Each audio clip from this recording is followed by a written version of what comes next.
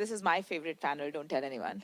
But, but it's about architecting the future, call to action for innovation policy. There are, as you know, many legislative proposals on the table today affecting IP and antitrust competition. And there's this question with this panel is about whether there's more or less needed for a holistic innovation policy. We have a star panel.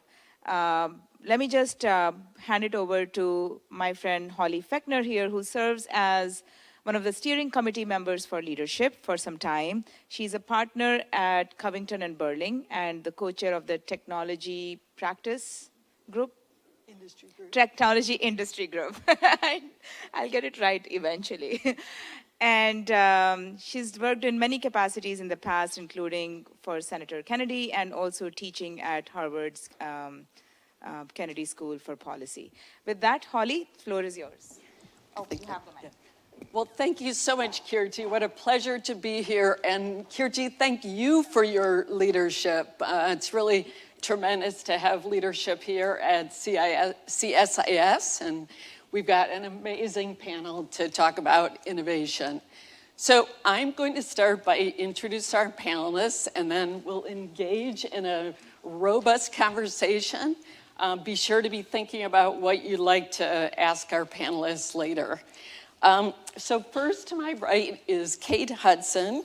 Kate is the Associate Vice President and Counsel for Government Relations and Public Policy at the American Association of Universities, where her portfolio includes intellectual property, technology transfer, open and public access, data privacy, and copyright issues. So thank you so much for joining us, Kate. Next is Judge Paul Michel. Judge Michel served on the U.S. Court of Appeals for the Federal Circuit for 12 years and as its chief judge for the 6 years before retiring from the judiciary in 2010. Since then, we have benefited because he has spoken regularly about the need for a stronger patent system, publishing dozens of articles and filing numerous amicus briefs before the Federal Circuit, the Ninth Circuit, and the Supreme Court. So welcome, Judge Michel. Next, we've got Brian Pomper, who is a partner at Aiken Gum, where he represents companies before Congress, the White House, and federal agencies on a diverse set of public policy issues, IP being most important for our purposes today, but also trade, investment, and international tax and customs issues. Formerly, Brian worked for the chair of the Senate Finance Committee, Senator Max Baucus from Montana. Welcome, Brian. Thank you. And then joining us remotely, we're so honored to have Judge Randy Rader. Judge Rader served on the U.S. Court of Appeals for the Federal Circuit for 24 years, the last 4 where he served as chief judge. Since leaving the bench in 2014, he has continued to advocate for improvements to innovation policy, and he has taught at leading law schools all around the world, from Tokyo to Munich to DC to China. So welcome, Judge Rader. Thank you, Holly. So panelists, our topic here is about innovation policy. And we know that there are so many tools that Congress and the administration can use to develop and implement innovation policy.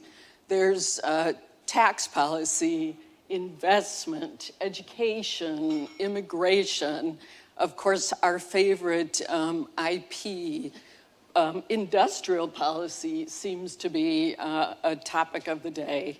How would you grade our public policy officials on our current innovation policy? Brian, do you want to start with that? Killing me. Okay, how would I grade them? You mean how would I grade all of my friends in this Democratic administration as they sit here? We're not going to tell them, okay? Okay, yes. We won't report the grade. Okay. I mean, it's hard to do a letter grade. I would say, look, in some ways, I think some of the industrial policy that you mentioned, the CHIPS Act, for instance, probably not a terrible idea in concept. Remains to be seen if it will be successful in practice. And I think the goal of the administration was not necessarily to have an industrial policy where they were going to create this chips industry totally with federal money, but to send market signals to try to get the private investment community to kind of piggyback onto the, in some respects, seed money that the administration put in place. So I think in that respect, those are probably good ideas in areas where we really compete with China. And really my substantive expertise, as many people know, is really international trade, and that's the vision through which, or the lens through which I think about all of these issues. And so competing with China, as China has specifically identified certain target areas, including semiconductors and biotechnology and AI and quantum computing, we need to have policies in our government to try to compete with the Chinese on that, and maybe this one particular industrial policy is one of them. In other areas, I think they do a terrible job, and specifically with respect to the IP system. I think this administration seems to really kind of lean hard into the antitrust, anti-competitive elements really across the board, and I think that lends a certain suspicion with respect to patent rights, which are a limited time, limited monopoly over the ability to use this particular invention. And I just think there is a certain degree of skepticism in the administration. And I think it doesn't help that politically the pharmaceutical industry, which of course relies quite a bit on patents, is kind of in the crosshairs of this administration on a variety of levels. Marchand rights, I know, Judge, you're likely to talk about that, and you've been quite active on that as well. So look, I give it a pretty mixed record, maybe leaning more negative than positive, to be candid. I could talk about immigration, which I think is a very important one. I think they've done a better job there, at least they've been trying to. But I'll stop talking and let others speak.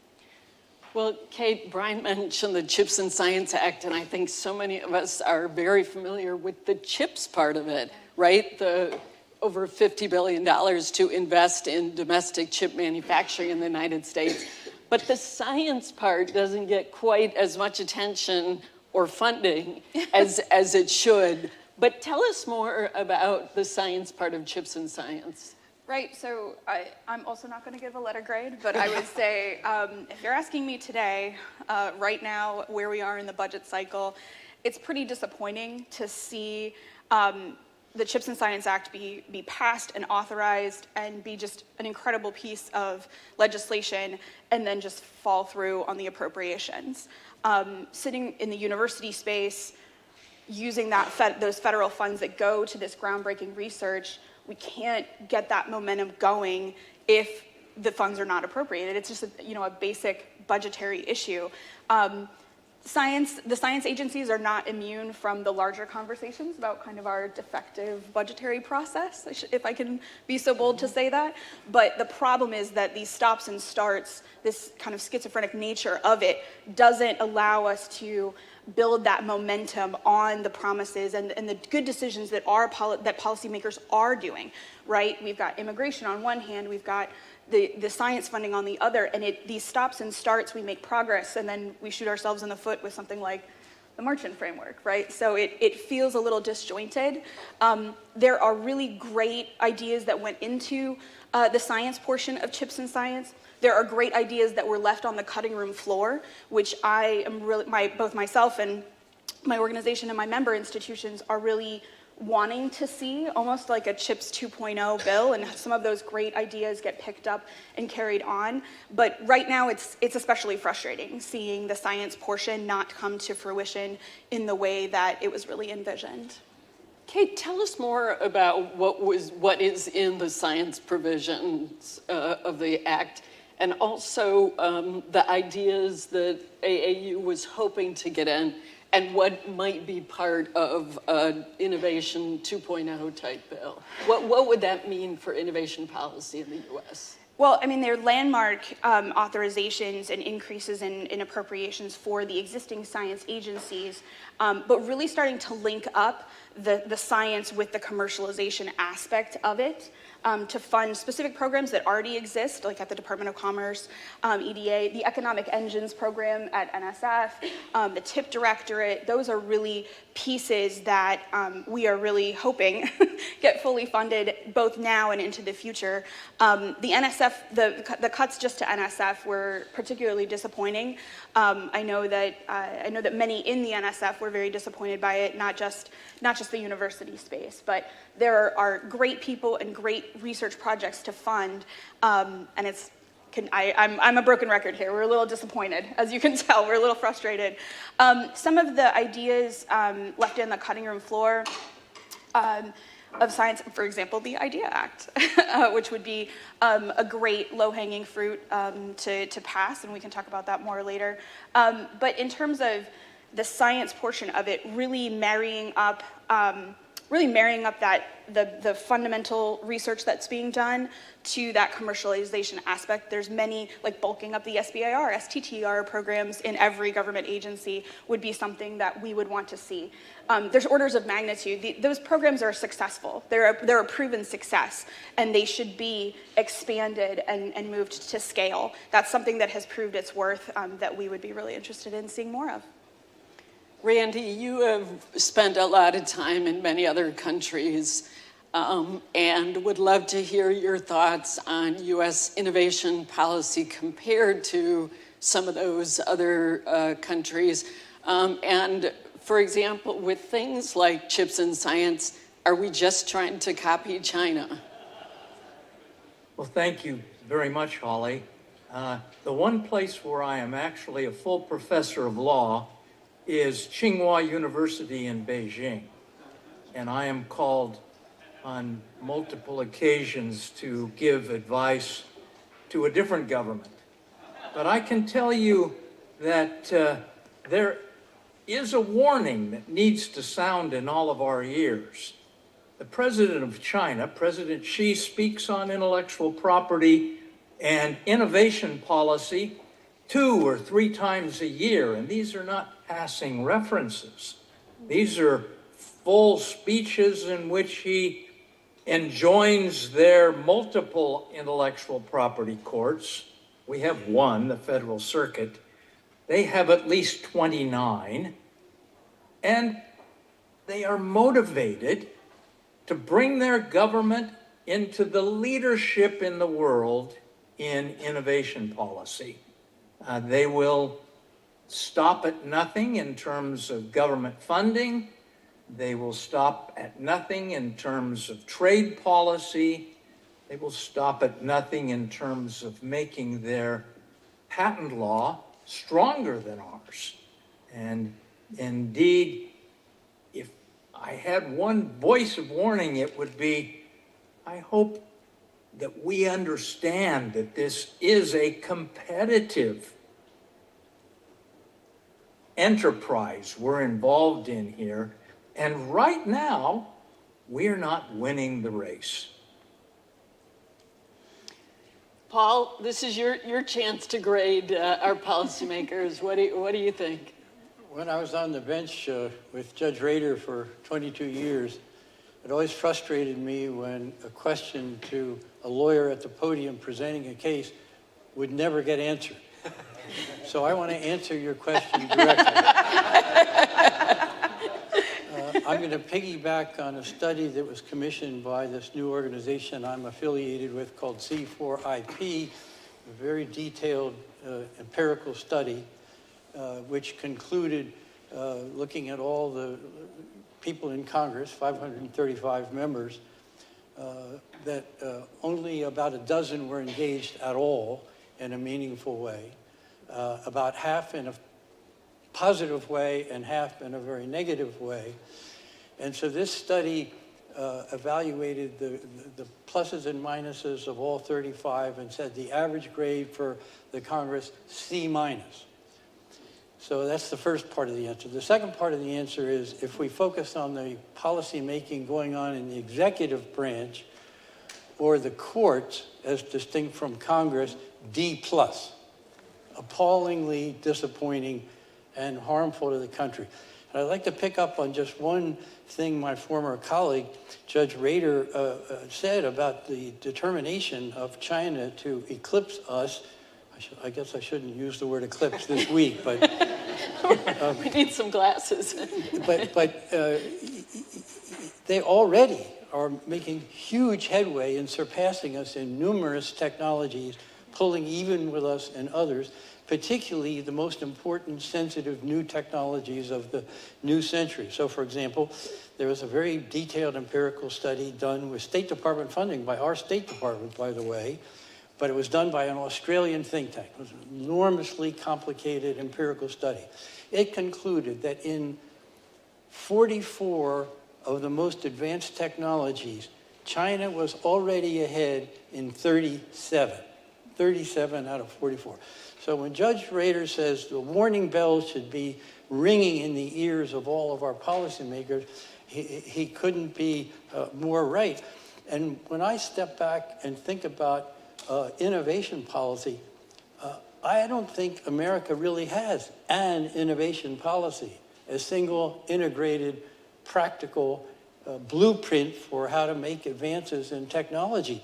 I would say we have a half a dozen, no, more than that, a couple dozen agencies tinkering with innovation in different ways, and with respect to intellectual property, and particularly patents, often working at cross purposes from one another. So we not only don't have a unified policy, we have conflicting policies from agency to agency, and sometimes from administration to administration, and that has to end. We need an integrated, practical, national innovation policy. We need to put huge resources behind it, and not actually mainly government resources. There are a lot of different numbers and a lot of different studies, but I'm going to use an intermediate number because I think it's easily defensible. Economists say that for every dollar of federal government investment in science and technology, and they're important. We've needed them in the past, we need them now, we need them more than ever. So every additional government dollar, great. But the studies show that for every federal dollar that gets spent, the private sector has to spend $160. So overwhelmingly, where the fuel for innovation comes from is the private sector. Established companies, startups, small companies, venture capitalists, and all the other players. So then the question, and this goes back to the debate in the earlier panel about can we associate patents with incentives? And Brian and Bill Wichterman went back and forth on this. But the effect of strong patents is to increase incentives, to take big risks, to make big investments, to stick it out with multiple investments over the years. A lot of these technologies take a decade or more to mature.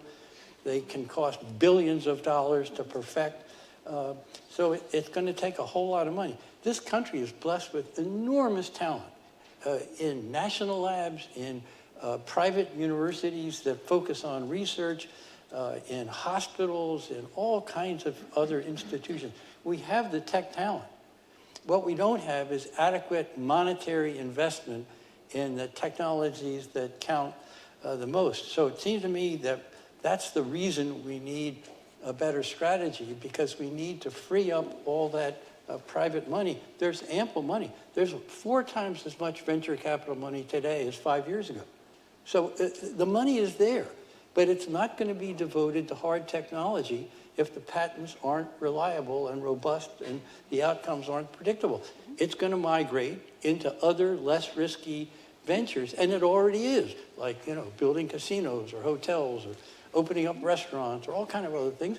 They're worthwhile in and of themselves, but on a priority basis, they can't compare with defense technologies or technologies vital to human health. So we have a lot of work to do. The last thing I'd like to say is I'm so happy to be on this panel, not only with allies like Holly and Kate and Brian and my former colleague, but to just be here at CSIS. This is one of the most exciting developments in the 14 years I've been working on patent policy since I retired. CSIS has enormous credibility, enormous talent, huge connections, and on and on and on. And Innovation Alliance, Holly and Brian, another very valuable, active player for a long time, getting stronger all the time. LeadershIP is a spin-off of, at least the way I think of it, or a subsidiary of IAI, however you want to put it. And as I mentioned, we have this new organization that Yanku and Kapos and Judge O'Malley and I are affiliated with. It's called C4IP for short.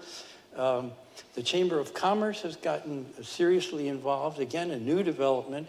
So the landscape has changed hugely in the last few years, and it provides a lot of hope that we can and will deal with what's an appalling landscape of bad policy. So important, I think, to acknowledge the infrastructure needed and the coalitions needed to really move public policy forward. So appreciate those thoughts about how that landscape has been changing in recent years. Brian, we are living in such an incredibly politically polarized time. I mean, just think about Democrats and Republicans in Congress, and frankly, voters, right? Voters that align with one of our presidential candidates or the others. But one issue that most members of both parties seem to agree on really does have to do with creating public policy responses to our economic and national security risks related to China. We've got the House created a special committee. The Select Committee on the CCP to try to deal with these issues has no legislative jurisdiction, but they have developed various bills, and some of those bills have actually moved forward. How does this dynamic, this sort of unique issue where Republicans and Democrats seem to agree on something, how has that affected innovation policy?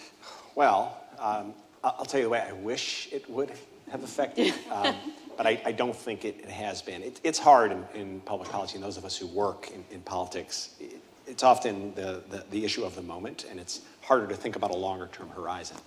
The way I have long thought about the patent system generally, but innovation policy more, patent system specifically, innovation policy more generally in the United States, and this, again, relates all to China, so I appreciate all the comments folks have made, is, look, the Chinese have essentially a command and control economy, right? The leaders can snap their fingers and invest $50 billion here and $100 billion here. Like you said, Judge Rader, they will stop it. No investment is too large, really, for them to try to leapfrog the United States and gain global dominance in the industries of the future. We don't have the ability to do that. Chips and science is great, $52 billion, that's wonderful. We can't even appropriate that amount, the amount that we authorized, and even that is a drop in the bucket compared to what the private sector can truly invest in these areas. And so how do we in the United States make sure we can compete with China, which again can just direct the money to flow where it wants? We have to have the right policy architecture to make sure that private companies have the incentives to invest where we want them to invest. And I've always thought that the patent system is one of the critical components of that innovation architecture. And boy, I got to tell you, we are screwing that up. I mean, just as Judge Michel said, where it's not clear if you can patent specific inventions, or if you do patent them, they can, big deep-pocketed rivals can just litigate you to death before the PTAB. You can't enforce your patents because injunctions are hard to get now for a variety of folks. So really, there are really things that we need to pay attention to. And I know many of the folks in this room have for many years been working on all of these issues, and gradually, slowly, painfully, we've made a little bit of progress. Whereas I feel like when I first started working on these patent issues 16 years ago, horrifyingly, I feel like we were very much on the defense. Holly, we were in the trenches together at the time, and many others. Now I feel like we fought to sort of neutrality, and now I feel like we are a little bit more on the offense now. So slowly we do make progress, but I really do think policymakers should think about the innovation ecosystem, not in a vacuum of patent trolls and inefficiency in the system, and frankly stuff that I think is just total noise. And think about the broader picture of how do we make our economy in a situation where we can really compete against the threat against China. And again, I think the patent system is a key component to that. So I'm going to open this up to anybody who's brave enough to take it on. But we are in an election season. We've got a presidential coming up. And it appears that we're facing the same choices that we faced in the last election. But as we think about that election and the various innovation policies that President Biden has enacted and what he might do in a second term and what former President Trump did when he was president and what he's talking about now doing and what he might do, how would you compare and contrast their innovation policies? What do you think we can expect from either of them in a second term? Who's brave enough? Well, I'll start out a little bit here, Holly. Thank you, Randy. The two statements that I've heard today that have resonated the most with me are Judge Michel saying we don't really have an innovation policy, and he's entirely correct.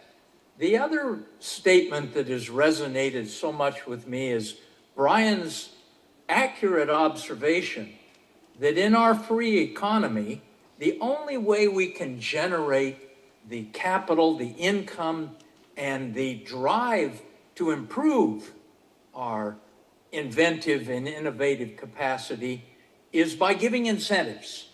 We can incentivize the creation of capital, and that happens nowhere better than in the patent system, where if you invent something, you can indeed obtain a limited exclusive right, and that can incentivize you to propagate your technology, to develop it further, to render it available to the marketplace, which indeed stimulates a whole second round of innovation as people take that new technology and improve it. But I think Judge Michel was again insightful in saying the grades that have to be given for our patent policy have been, I think you said D+ in the judicial category, Judge Michel, and I echo that. I think he's right. We're simply going to need a new president who appoints pro-innovation judicial officers. We're going to need a president and a new administration who, like Trump in his trade policy, took on China and put restrictions on their goods until they would comply with importing ours. And indeed, by the way, the other major portion of that trade agreement was an intellectual property section that created a Hatch-Waxman Act in China. A tremendous move forward. We're going to need something of that nature, an aggressive, very cognizant awareness that we don't have an innovation policy yet, but if we don't get one, we're going to end up not in second place, but as the Bloomberg survey shows, we're currently in 11th place in the world in innovation policy. Holly, you know, there's another perspective that I'd like to add here, and that has to do with the proper role of judges in our democracy. Judges are unelected people. And it seems to me axiomatic at the most fundamental level that broad public policy, including on innovation, including on patents, including on all the sub-issues like eligibility and injunctions and so forth, should be made by the elected representatives of the people, that's the Congress, not be made by judges. For many reasons. It's undemocratic, number one, but number two, the competence of judges to do it well is very limited. Most judges have a very limited understanding of business economics, financial incentives, venture capital, how startups work, how they advance, all the kind of things that people in this room are quite expert in. So judges may be the least competent of the three branches to be making innovation policy. Even worse, when the innovation policy has been made by the Congress, take eligibility, the eligibility section of the Patent Act is over 200 years old. It was written by Congress in clear terms to my eye. The Supreme Court came along and rewrote it because they didn't agree with the policy behind it. That's not a proper judicial role. That's a congressional role. Of course, courts have to apply and interpret statutes at the margin or regulations where it's a little unclear where the individual case falls compared to the borderline. But on a broad policy, it should be made by people who are responsible to the voters, especially the Congress, but also the executive branch. And of the three branches, in my opinion, having served 22 years on the federal circuit and watched this up close, the judiciary is the least capable to be doing good innovation policy for our country. Now, you could say, well, okay, fine, but the Congress is hopeless, it's so dysfunctional, they fight about everything, they can hardly legislate anything. There's some truth in that, but the Congress is not hopeless. It's worked many times in the past. It's risen to many emergencies. It's greatly improved the system at various intervals. The Federal Circuit creation was an example. The Bayh-Dole Act was another example. Judge Rader mentions the Hatch-Waxman Act that he had a role in personally, another great example. So Congress has and does do great positive things that drive better innovation, and they can do it again. Now, here's the problem. Here's the disconnect that I see. If you ask 535 congressmen walking down the hallway, are you for innovation? Do you support innovation? They would all say yes. But if you ask them, do you support strong patents? Huh? What does that have to do with innovation? They just don't see the connection. And that's because they don't understand the money flows. Low incentives, low flow of money, low innovation, low competitiveness with China and other nations, as Judge Rader says, not only China. We have commercial rivals in Europe. Yes, there are allies on strategic matters, and they're democratic to a great extent. 17 countries and 24 in the broader group of European countries, but they're also competitors of ours, and they're doing great. They just created a new court. Judge Rader talks about the Chinese creating all kinds of new courts, which they have, including one that's sort of like the Federal Circuit, all kinds of specialized judges. Their trials are much faster, they're much cheaper. They routinely give injunctions when infringement is proven. All things that we used to do, we pioneered them, and now we've completely switched places with China. They've adopted the American patent system, and we've adopted something to the opposite, voluntarily self-inflicted wounds because of bad policymaking. I think it's that simple, and we can easily resolve it by educating the congressmen so they see the bridge, the connection between IP incentives and the flow of innovation capital. Let's explore that more. And I think both judges have given us a perspective on how challenging it's been for the judiciary to get this right. And in fact, the damage that they've actually done to the intellectual property system. But Cade and Brian and Paul, you all work very closely with members of Congress on these issues. And I think one of the challenges that we face is that members of Congress, I think, do run away from patent and IP issues generally.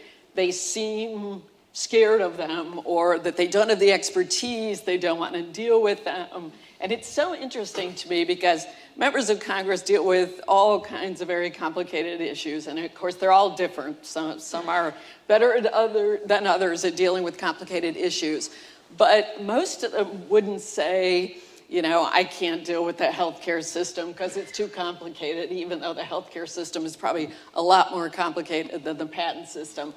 But Kate, how can we better connect with members of Congress over the importance of these patent issues? I think as a preliminary matter, spending that time with their staff is a huge first step. Just providing that baseline education with them about the system as it exists now and the system moving forward and ways to improve that. Taking that time with them, there's obviously on the Hill, there's a lot of staff turnover. Continuing to make those connections every time, helping to cultivate those allies and hopefully those champions, it comes from the staff level. I mean, any staffer will tell you that, right? It comes from the staff level, and when they are more informed about the bills that are passing over the desk, they can stop and say, you know what, I actually know about this. I learned about the Bayh-Dole Act from talking to Kate, and I wonder what she thinks on this bill, so I get a call, right? But if I hadn't been there doing that baseline education, it would just be another bill in thousands that go over the desk, right? So that's a great first step, but also continuing to cultivate those relationships geographically with members of Congress. In the university space, we say, you know, a lot of people don't like universities, but they like the one in their district, right? So those kinds of organic, constituency-based geographic connections are another way. The members of Congress who get it talk about what's happening in their district in terms of innovation and tech transfer. I recently heard Representative Flood talk at the Innovation Caucus meeting, and he knows exactly what's going on in his district in this space, and how and is very informed on these issues. You can tell that difference because of what his staff has done and what his local constituency outreach has done to help inform him and make that a priority for him going forward. That's a great model. Like, that just needs to happen over and over and over again. Congress needs to know that that link between innovation policy and economic security and national security is a straight line. They need to make that connection. That's something now that, to add to Brian's comments, you know, this moment with China, where the focus is very much on the competition with China, has crystallized for a lot of members. They don't know what to do. And so when we're coming to them and saying, you know what would really help is strengthening the patent system. You know what would really help is if we are bolstering the federal research dollars in these critical and emerging technologies so that we can keep pace or hopefully maintain dominance. We need to be the gold standard for standards, right? We can't cede that field to other countries. So that's crystallizing for a number of members of Congress, but there's a lot of work to be done there to make that tie all the more clear, especially out in the public narrative as well. Members of Congress are starting to understand that, but there's a lot more work to be done. Brian, every member of Congress can talk about theft of US IP by China, right? They all raise that, but they don't seem to understand IP theft in the US. What is the disconnect? Yeah, it's funny, I usually make this joke, many of you have maybe heard me make, that most members of Congress can't spell IP. You know, it's true. It is a topic that I think they shy away from. I don't know why, to your point. You know, it's funny, I remember if folks ever read Al Franken's book, I think it was called Master of the Senate. There's a line in that book where he says, of all things, the topic that I've been most lobbied on, that I've spent the most time on, and most people come to see me about, is the patent system, which I thought that was sort of funny, having been one of those people at the time. Going to see him. I don't know. I mean, I think a little bit of this is a legacy hangover from the birth of the internet. And what I mean by this is it gave rise to some very large companies who are very innovative, large American companies who are patent implementers. And I think they were very vocal and active when we started working on this together, Holly, in the early 2000, early to mid-2000s. And I think they're the ones who propagated the patent troll narrative. They really captured the imagination. I think this is part of the reason why some judges twisted the law they wanted to. That old adage, hard cases make bad law. They sort of felt like, my God, there's this terrible patent troll problem. I need to play my part in tamping it down. I think that moment has passed. I think the bloom is off the rose for a lot of those companies, and I think many policymakers now see them for what they are, who are very large, arguably monopolistic players in the system who are using their very large wallets and power to really kind of preserve their incumbency. I always thought, even at the time, that, my God, the patent system is such a great leveler for these small companies going after these very large companies. You know, to be able to sit across the table, you need to have a strong patent, but Congress wasn't all that interested in it. So I think to a certain degree, members still think about this patent troll narrative, which is still out there. And there's no doubt, right? There are inefficiencies in the patent system. There are inefficiencies in any system. The secret is not to like kill the goose that lays the golden egg by trying to go after those inefficiencies. And I think that's really where a lot of members were focused for a long time. So, I mean, look, I think the tide has slowly started to turn. I do worry about this real focus on competition that this administration has and that many in my party have really embraced. This large FTC event yesterday, I understand patents were part of the discussion. I hadn't had a chance to look at that yet, but it's that kind of marrying like the competition angle with patents.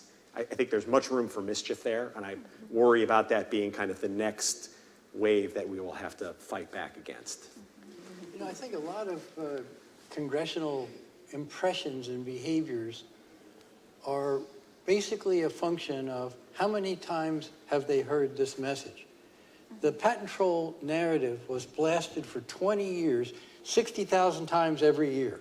So it's penetrated the deep brain of members of Congress, a lot of people in the media, people in other institutions. So that's a lot of momentum to have to overcome, and it's going to take time. But I'm actually optimistic in the long run that we'll get major IP reform, better innovation policy, and stronger patents. Part of the reason is that there are new allies. I quickly mentioned C4IP, Chamber of Commerce, and CSIS, but there are many others too. Licensing Executive Society is very active. The Association of University Technology Managers is very active. Mike Waring, who's here, just mentioned to me that 100 different universities, 100 different significant universities, big employers in every congressional district, sent in letters opposing the March-In framework. That's powerful. That didn't happen before.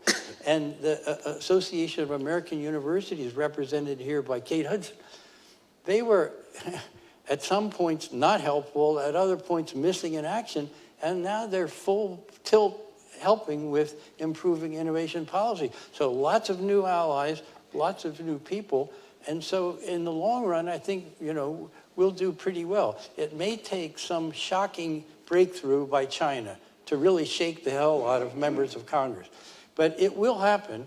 And there are other things that are pushing them already in this direction. I actually don't agree with the thesis that patent law is too complicated for politicians and their staff. I don't agree with that. They don't need to become experts in every little doctrine of what's non-obviousness or not. They just need to understand the financial realities of patent incentives. If they get that, the rest is sort of irrelevant. So it's a doable project to get them to a point where they'll support strengthening the patent system. It's not some pie-in-the-sky wishful thinking by people like Judge Rader and me. It's a realistic goal. You know, will it happen in the next 6 months? No. Will it happen in the next years? For sure. Will it happen fast enough? That's the real question. Because China is surging. Our friends in Europe are surging. And we need to pick up the pace right away. If we can strengthen the patent system in a couple years, we'll be all right. If it takes 6 or 8 years, we won't be all right. Holly, I think you started us on this discussion by asking what should the next president do or what would we expect from them? Well, I really hope, whether it's President Biden or President Trump, that they'll call the speaker and the majority leader to their office. They'll say some of the things we've said today. We don't have an innovation policy, and our nation stands to suffer greatly if we don't make corrections, starting with the patent system. And I'm calling upon you to take my blueprint that he can ask Paul to do for him. Paul will do that just happily, and move forward. But I think it's going to need that leadership at the top. President Biden or President Trump, whoever it is, they need to call on Congress to act. You know, we have a chief something or other officer in every organization, public and private. But we don't have a chief innovation officer for the United States of America. How dumb is that? We obviously need one at the top level, a well-informed, well-staffed, well-financed person with power to coordinate the work of the 20 or 30 federal agencies that are active in this space. That would be a starting point. And then we need a real policy to be framed out and implemented. I mean, I would expect that the head of the National Economic Council thinks she is the chief innovation officer, but I don't think it has historically functioned that way. Let's get into some of the specifics about changes in patent law that would really make a difference. Some of the bills, some of the potential court cases. Randy, what do you think is the most significant change in patent law that Congress could make that would improve innovation policy in the U.S.?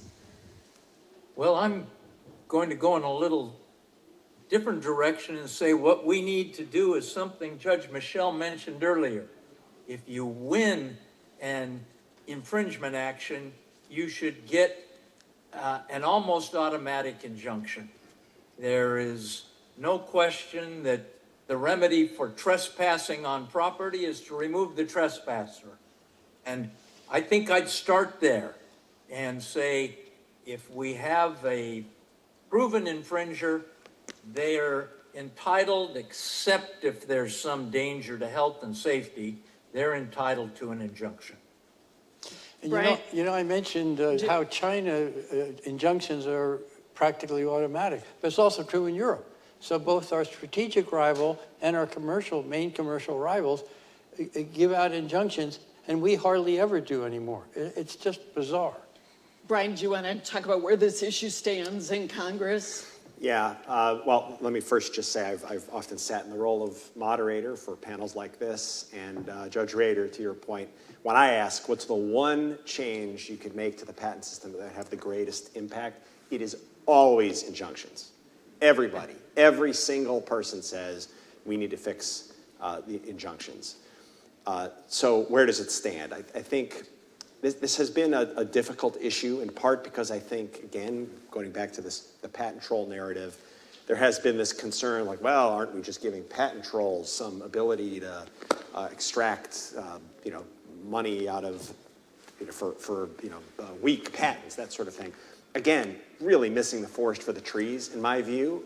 To your point, Judge, if a patent is the right to exclude others from using the invention, what on earth is a patent if you cannot exclude others from using the invention? I truly, and it's a serious question, I don't understand it. It becomes a compulsory license in some respects, where you're really just arguing over price when you have no leverage because you can't stop them from continuing to use the product. So it's insanity. It's a crazy thing. Where does it stand? I think there are members who are starting to understand this.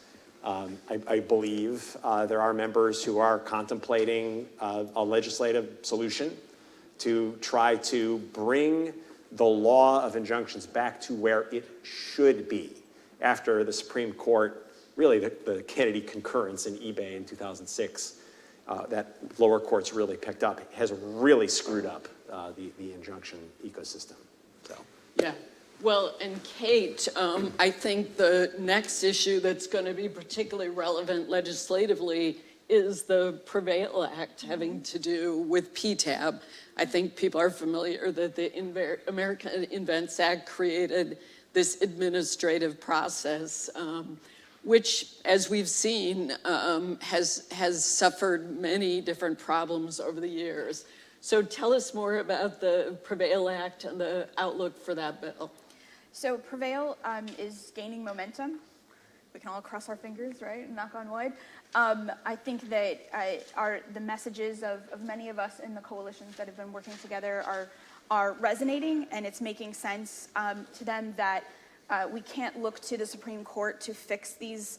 There's a myriad of issues, obviously, in the patent system, but specifically with regards to PTAB issues, we can't look to the Supreme Court to fix that. We need a legislative solution.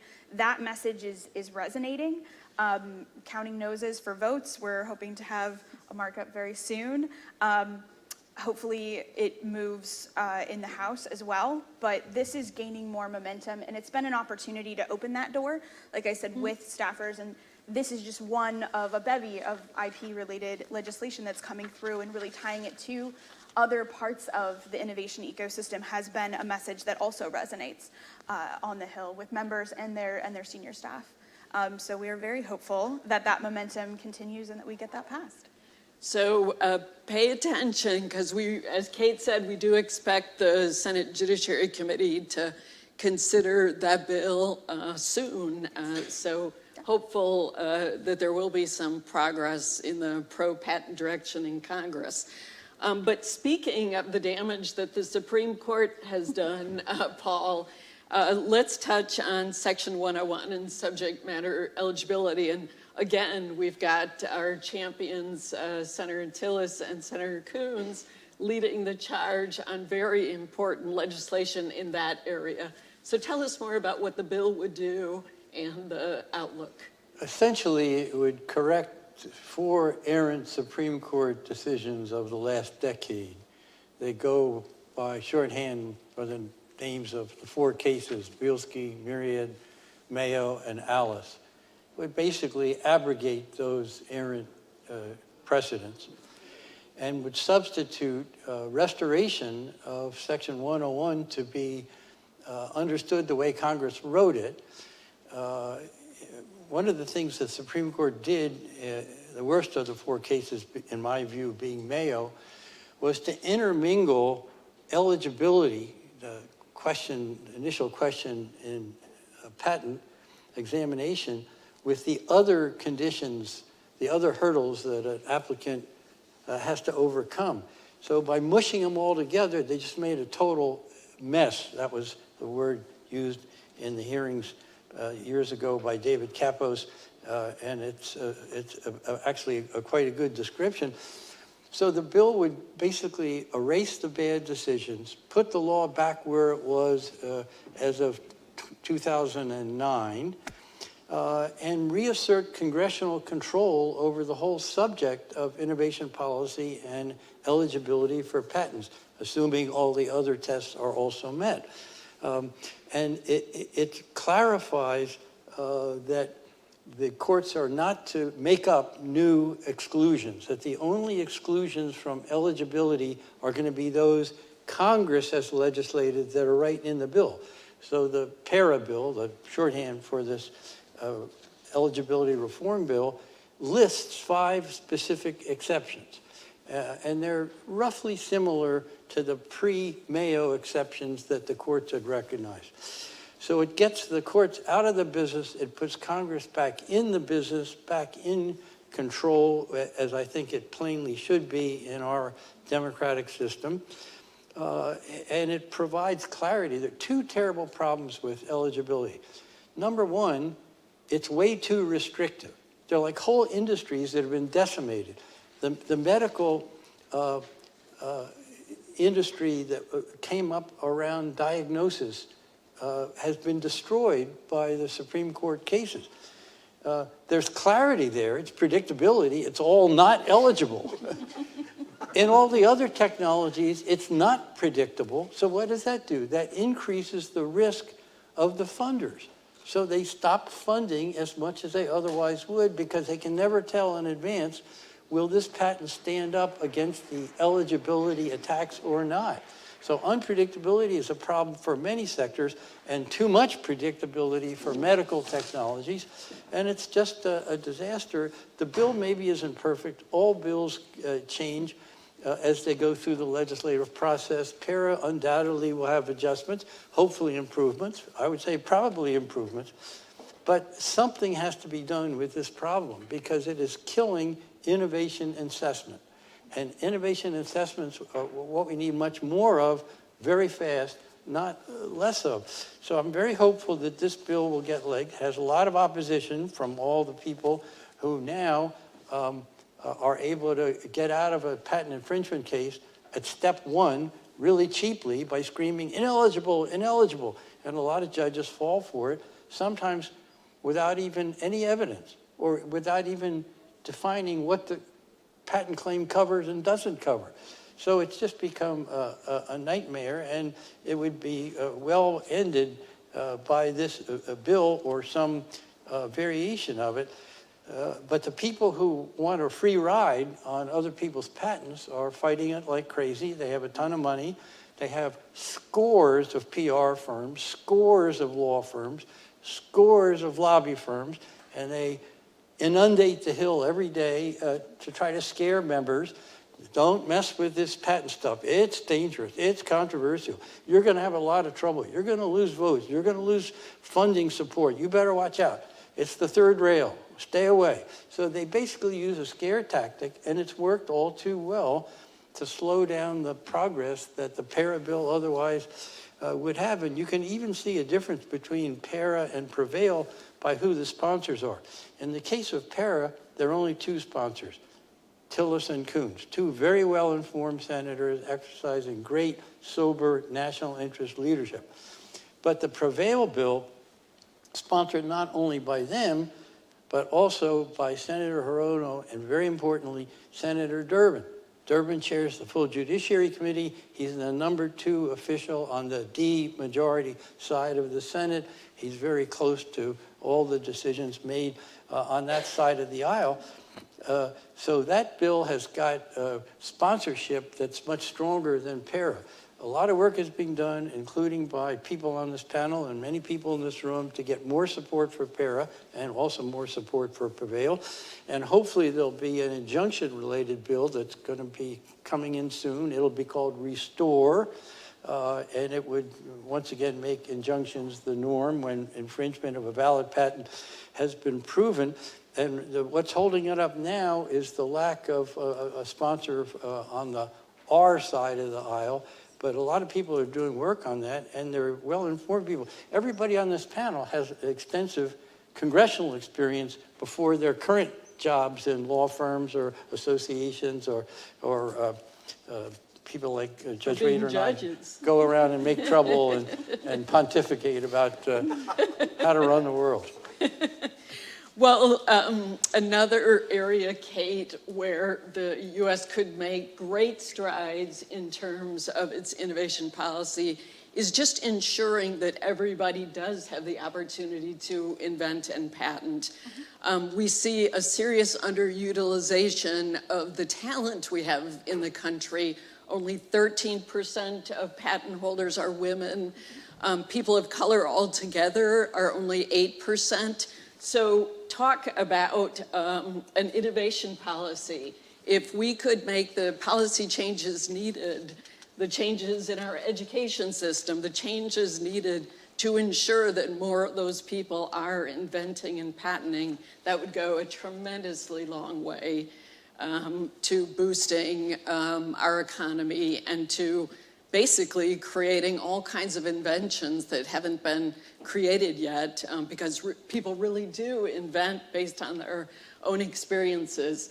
Tell us more about what policies make the difference. For example, the IDEA Act, Unleashing American Innovators Act. Right, so that's low-hanging fruit right there. The IDEA Act has already been vetted, basically, for lack of a better term, and that would really inform our decision making, or our policy making with the USPTO, but also other agencies could use that data as well.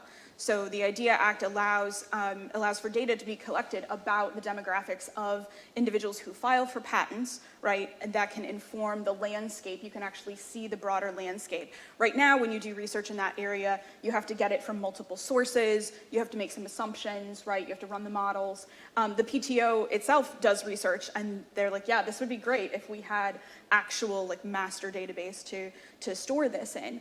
So the IDEA Act would be really great low-hanging fruit so that we could learn about the landscape to build those better policies in the future for more inclusive innovation.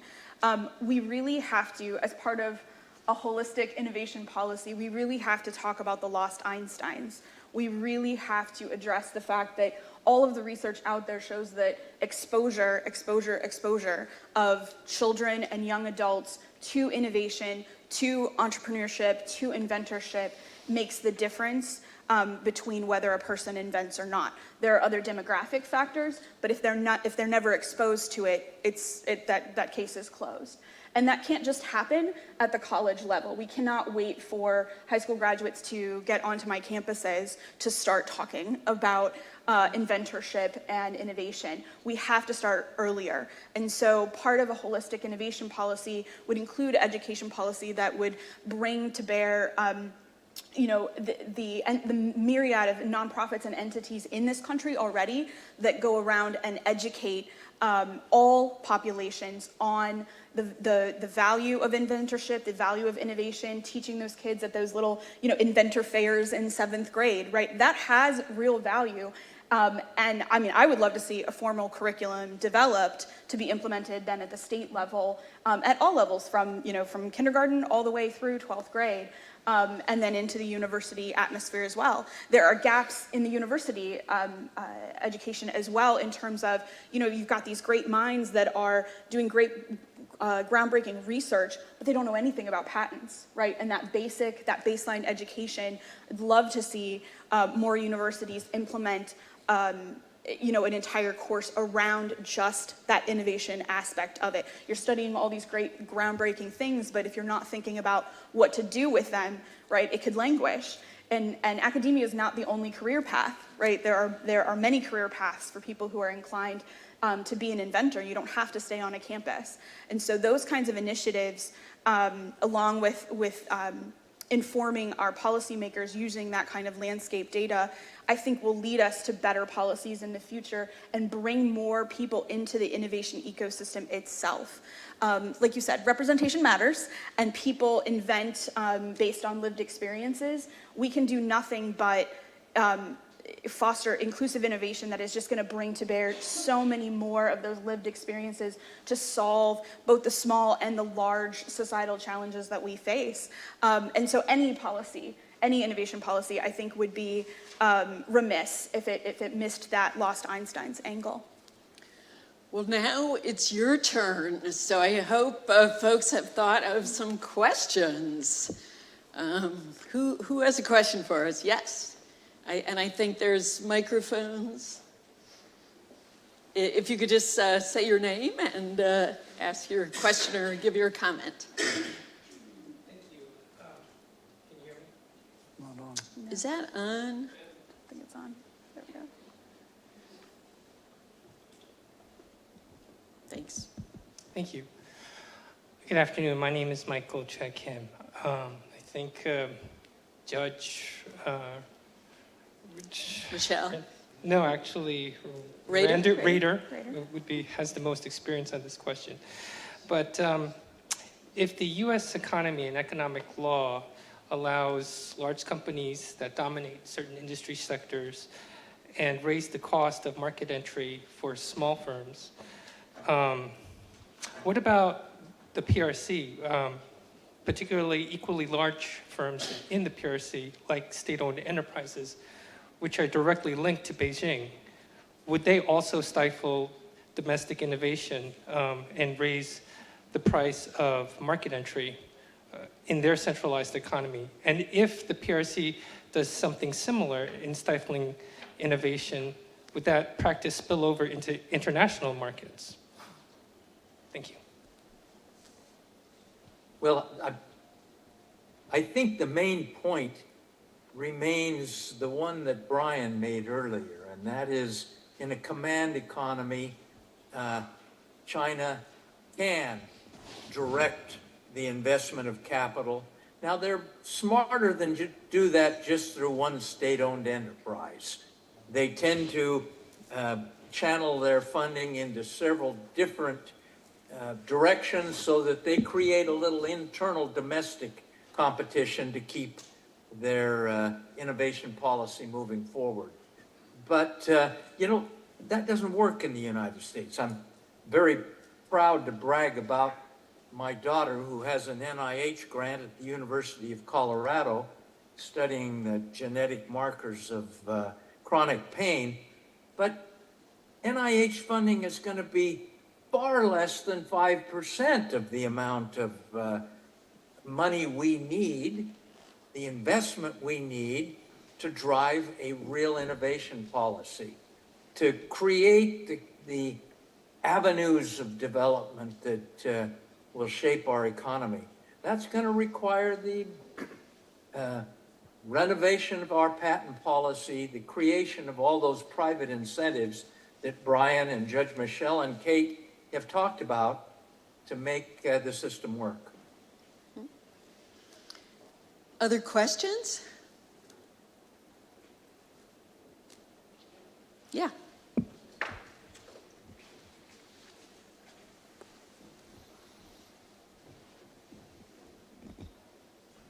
I guess the Bob Schmidt Small Business Technology Council. I guess the major thing that I'm looking for is I want my patent to mean something. I've got about 300 patent assets that I control. And, I get this nice folder around the patent, and it's got the gold seal on it with the little red ribbons. And that used to mean something. And the problem is that it just doesn't mean anything anymore. It used to be when I got a patent, that was the gold seal saying that was enforceable. And so, we've all been saying the same thing here. We all want stronger patents. And, we've got some different approaches to be able to do that. But the question is, how do I get something that's just very simple, saying patents are what they mean, as Brian said, it's the right to exclude others. How do we get that back, and how do we get patents to mean something with, a 10 or 20 line bill that just says that, and, let everybody else deal with it? So that's just a thought to put out there.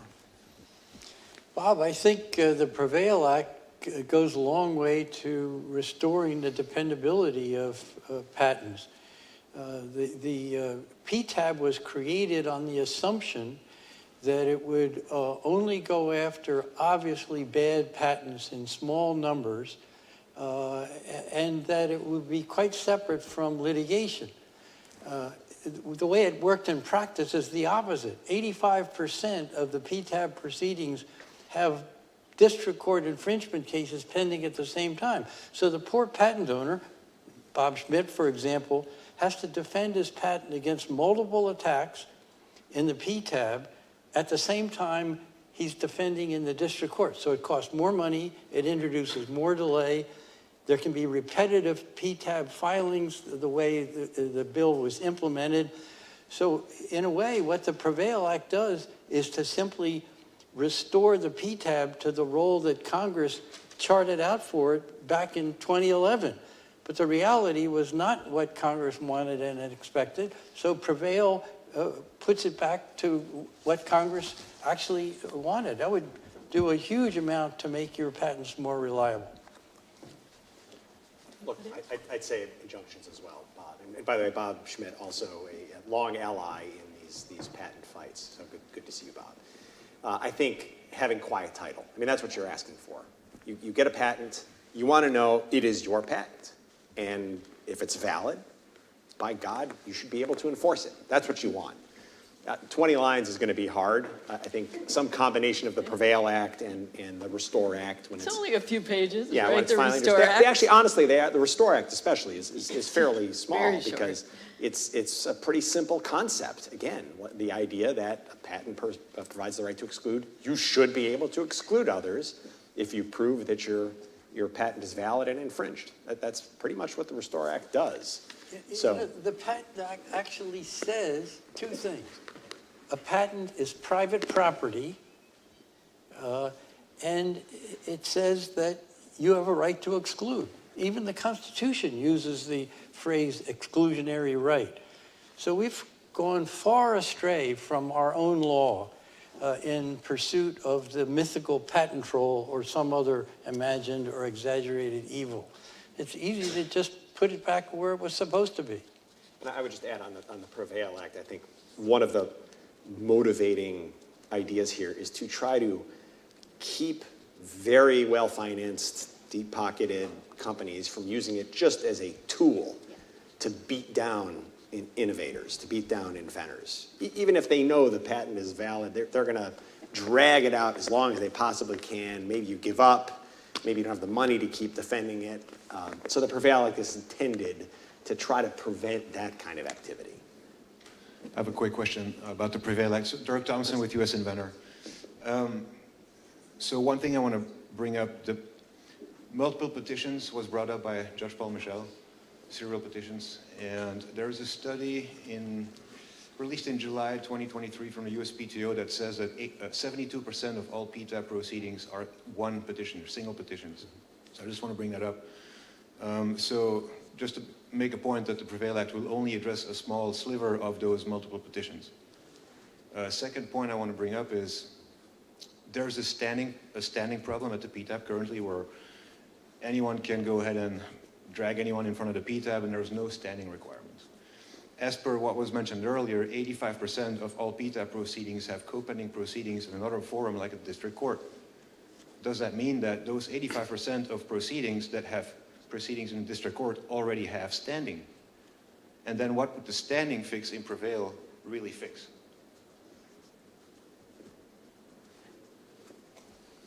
I would just say with respect to the first part of your question, I think, of course, right, most are going to be single challenges. The problem are the multiple challenges, right? And so I'd say if you look at the list, and the Innovation Alliance publishes a list every year of the most frequent flyers at the PTAB, and it's pretty much exactly the companies you would expect, and it's because they are filing these multiple petitions. It's too much to say colluding, but I think there is definitely cooperation when you've got a patent that maybe touches upon different types of companies. So I think it's not the case where many people are saying we should not have a PTAB. I think there are plenty of people who would be perfectly happy for there not to be a PTAB. Candidly, the Innovation Alliance was very concerned about it in 2011 when the American Defense Act passed, precisely because we were worried that there weren't sufficient safeguards around it and that it could be a tool for abuse. And in fact, that's exactly how we feel like it's been used. In terms of the standing requirement, I'm less of an expert specifically. I do think it is intended to squeeze out certain activities of folks who are bringing these patents.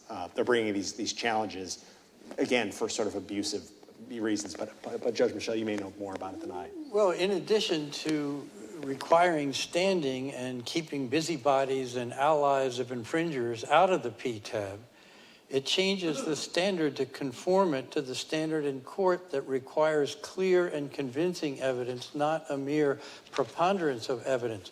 The lower standard generates invalidations in the PTAB that don't happen in court.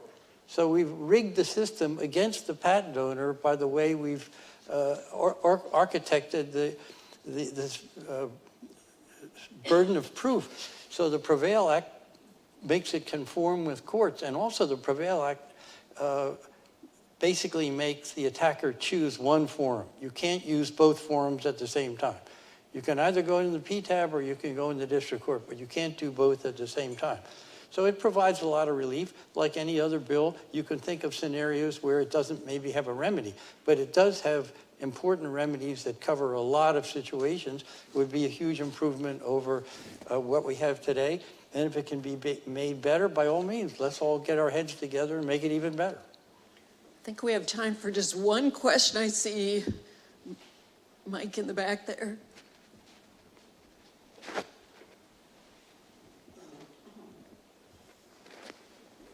Mike Waring with Autumn. It's been a great discussion. Thank you all. I want to go back to the discussion earlier about what our policy ought to be on innovation. You know, I remember back in the 80s, we were very afraid that Japan was going to take over. They were going to build all the TVs, going to make all the cars. We were going to get rolled by Japan because they had an industrial policy that was going to go through government and industry that's going to roll us through. That turned out not to be the case. We have a new economic adversary, China, probably trying to do the same sorts of things. But the bottom line on innovation is that, you know, it's IP, but it's a lot more than IP. And most members of Congress are never going to get into the weeds on IP. The members on the judiciary committees will. But so I think our policy ought to be, let's get as many members of Congress who understand that having strong IP is important for innovation, but let's reward them for other things they're doing to help us on innovation as well, not just IP, because innovation will help us in a broad way.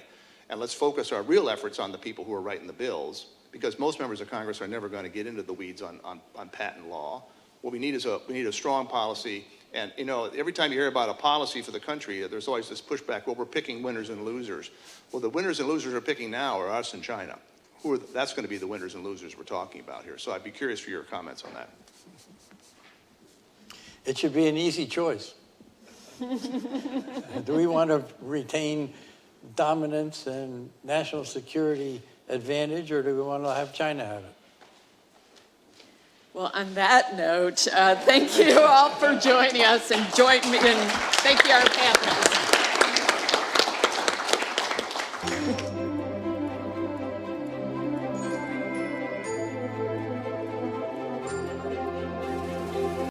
Okay, welcome back everyone for our final fireside chat of the day. We've been talking a lot about innovation and intellectual property, but we are sitting at one of the top national security defense think tanks in the country, and we have to ultimately talk about how all of these things are inextricably linked with national competitiveness, which is directly related to technology leadership and innovation.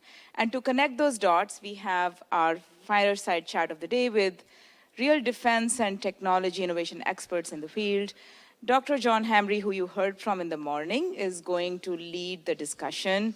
He didn't mention it, but he is a former Deputy Secretary of Defense and also has served as a DoD comptroller in his previous life before he started running CSIS. And he's enjoying dabbling, right, Dr. Hamre? We'll call it dabbling in the field of innovation and IP. With that, new journey. I hand it over to you. Thank you. Well, thank you. And this morning, when I said welcome and greetings to everybody, I failed to say a special thank you to Lori Self and to Qualcomm for being such a generous supporter of keeping this going and giving us a chance to bring this forward. And we've got other partners, but I want to say special thank you to Lori.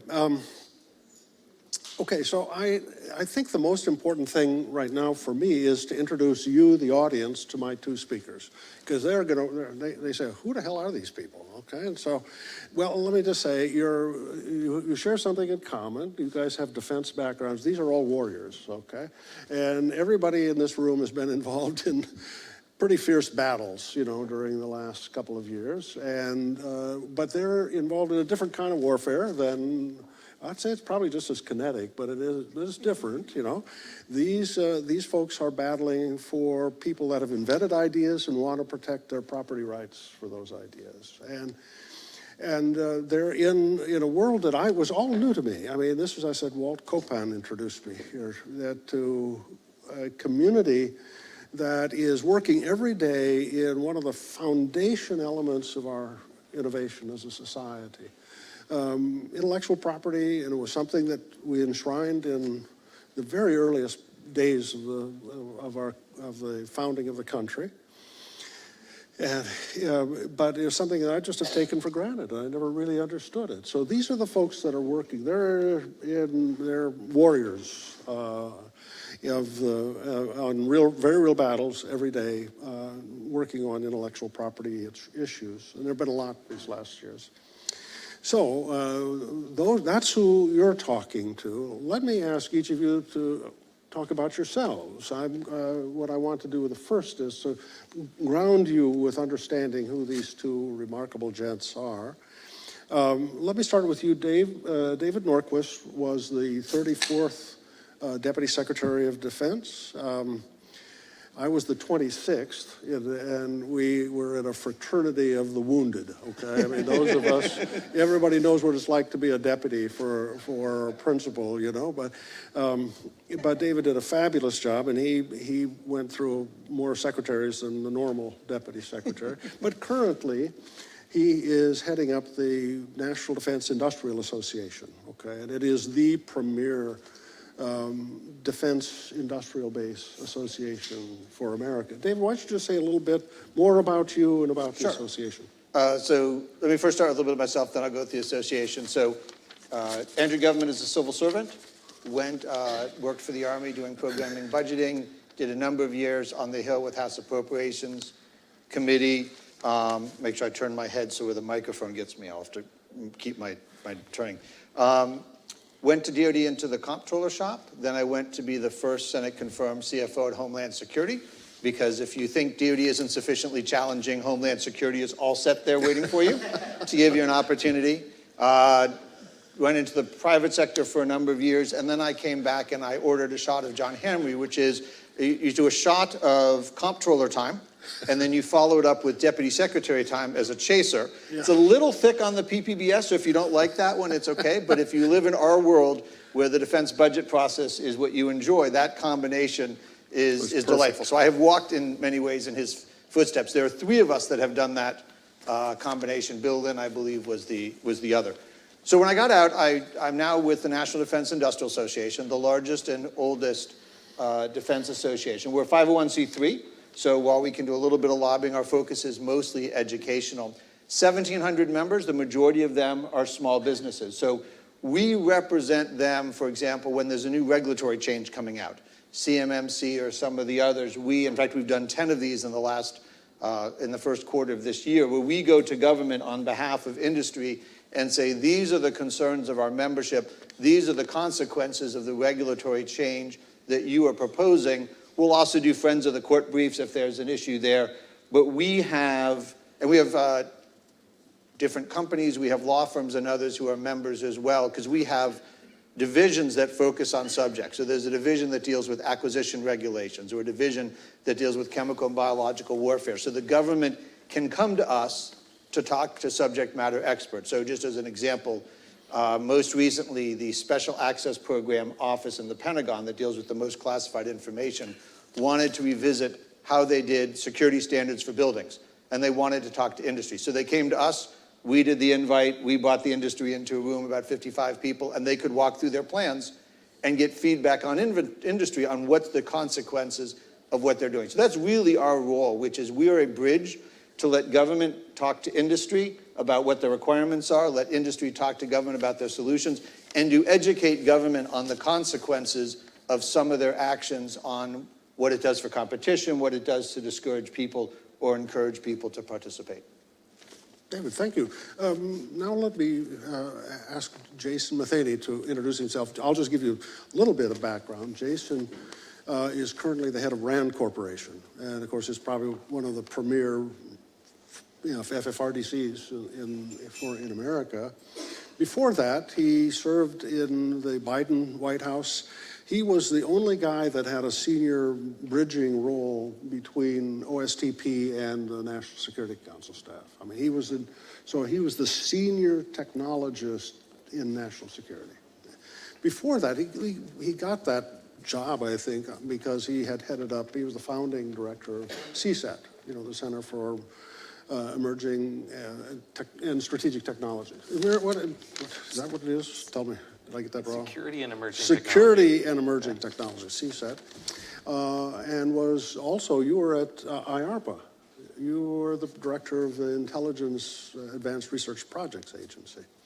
So he's had a long, long history, but tell us about, well, tell us both about your Biden journey and then your current job. So the goal in dual hatting a position between the Office of Science and Technology Policy and the National Security Council was to bridge those two portfolios that were sometimes separate.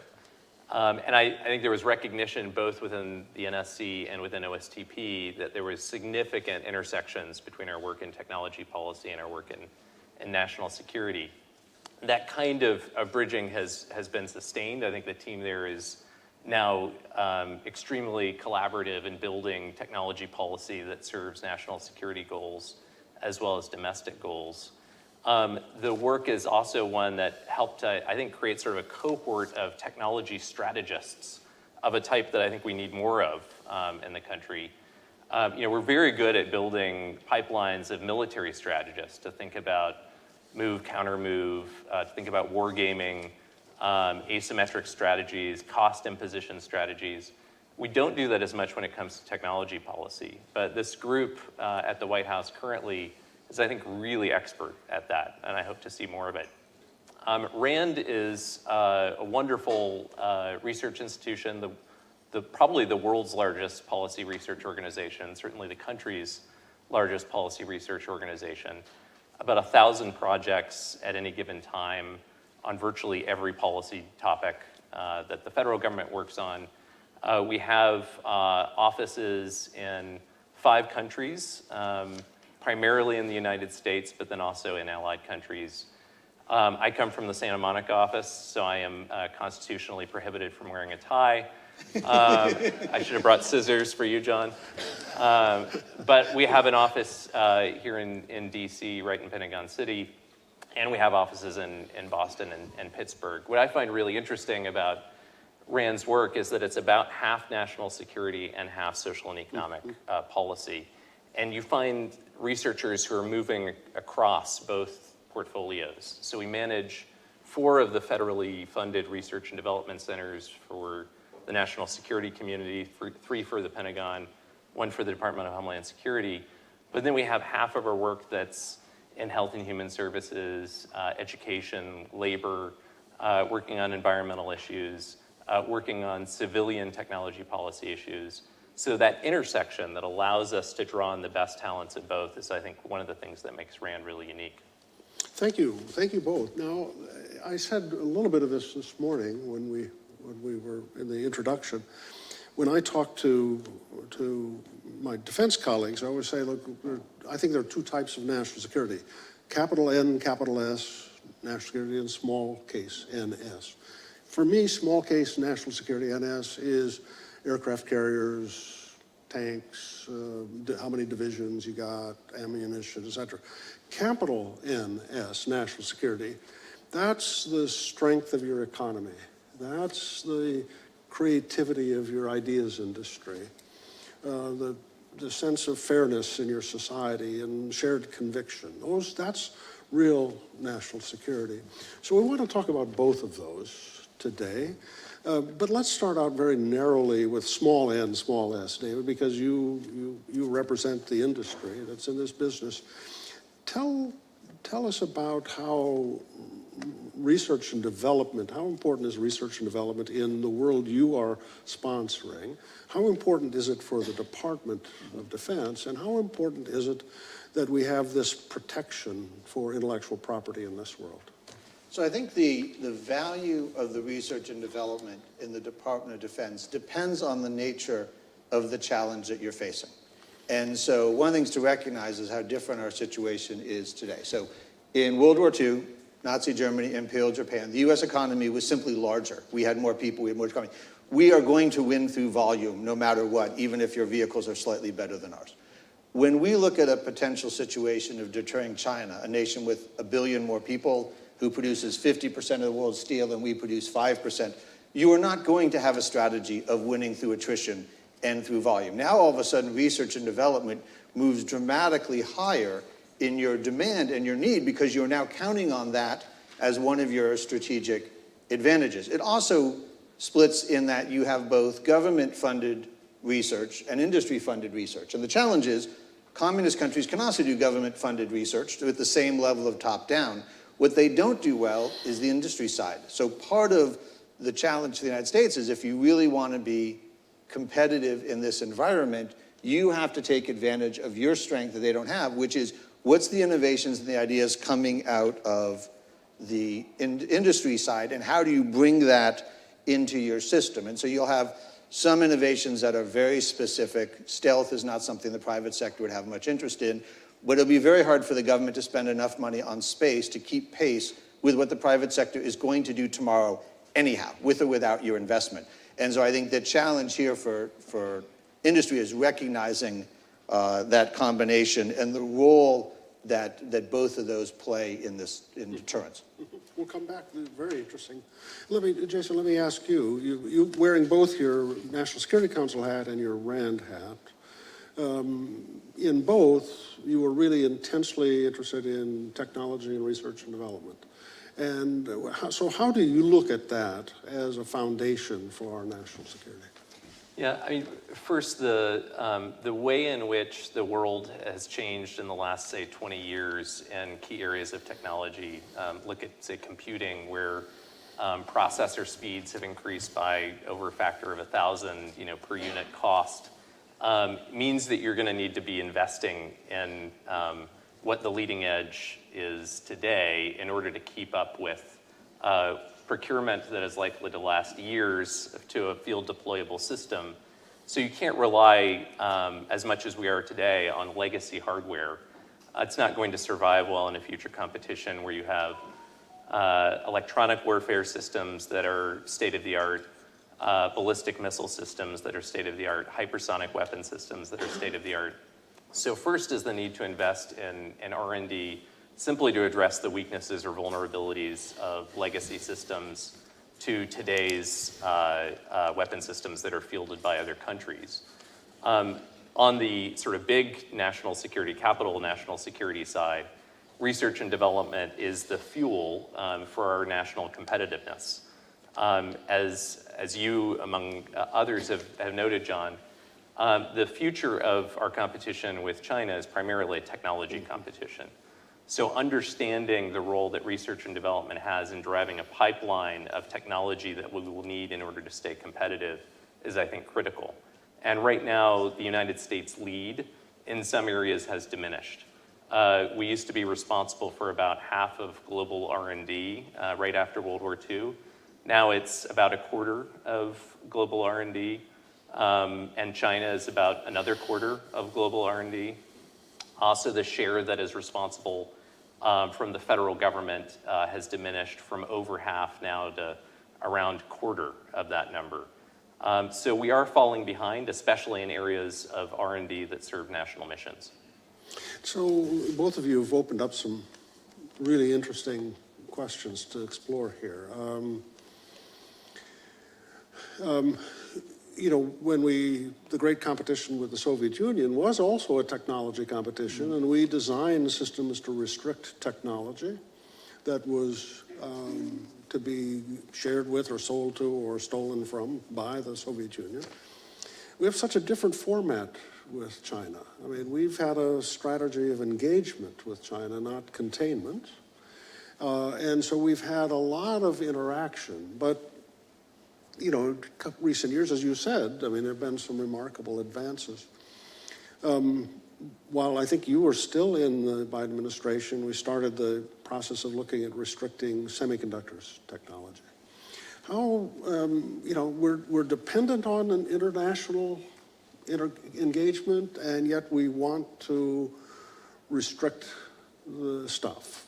Why don't you share with us the way you thought about that when you were at the NSC, and then any insights that you have right now? I mean, what do smaller yards, taller fences mean?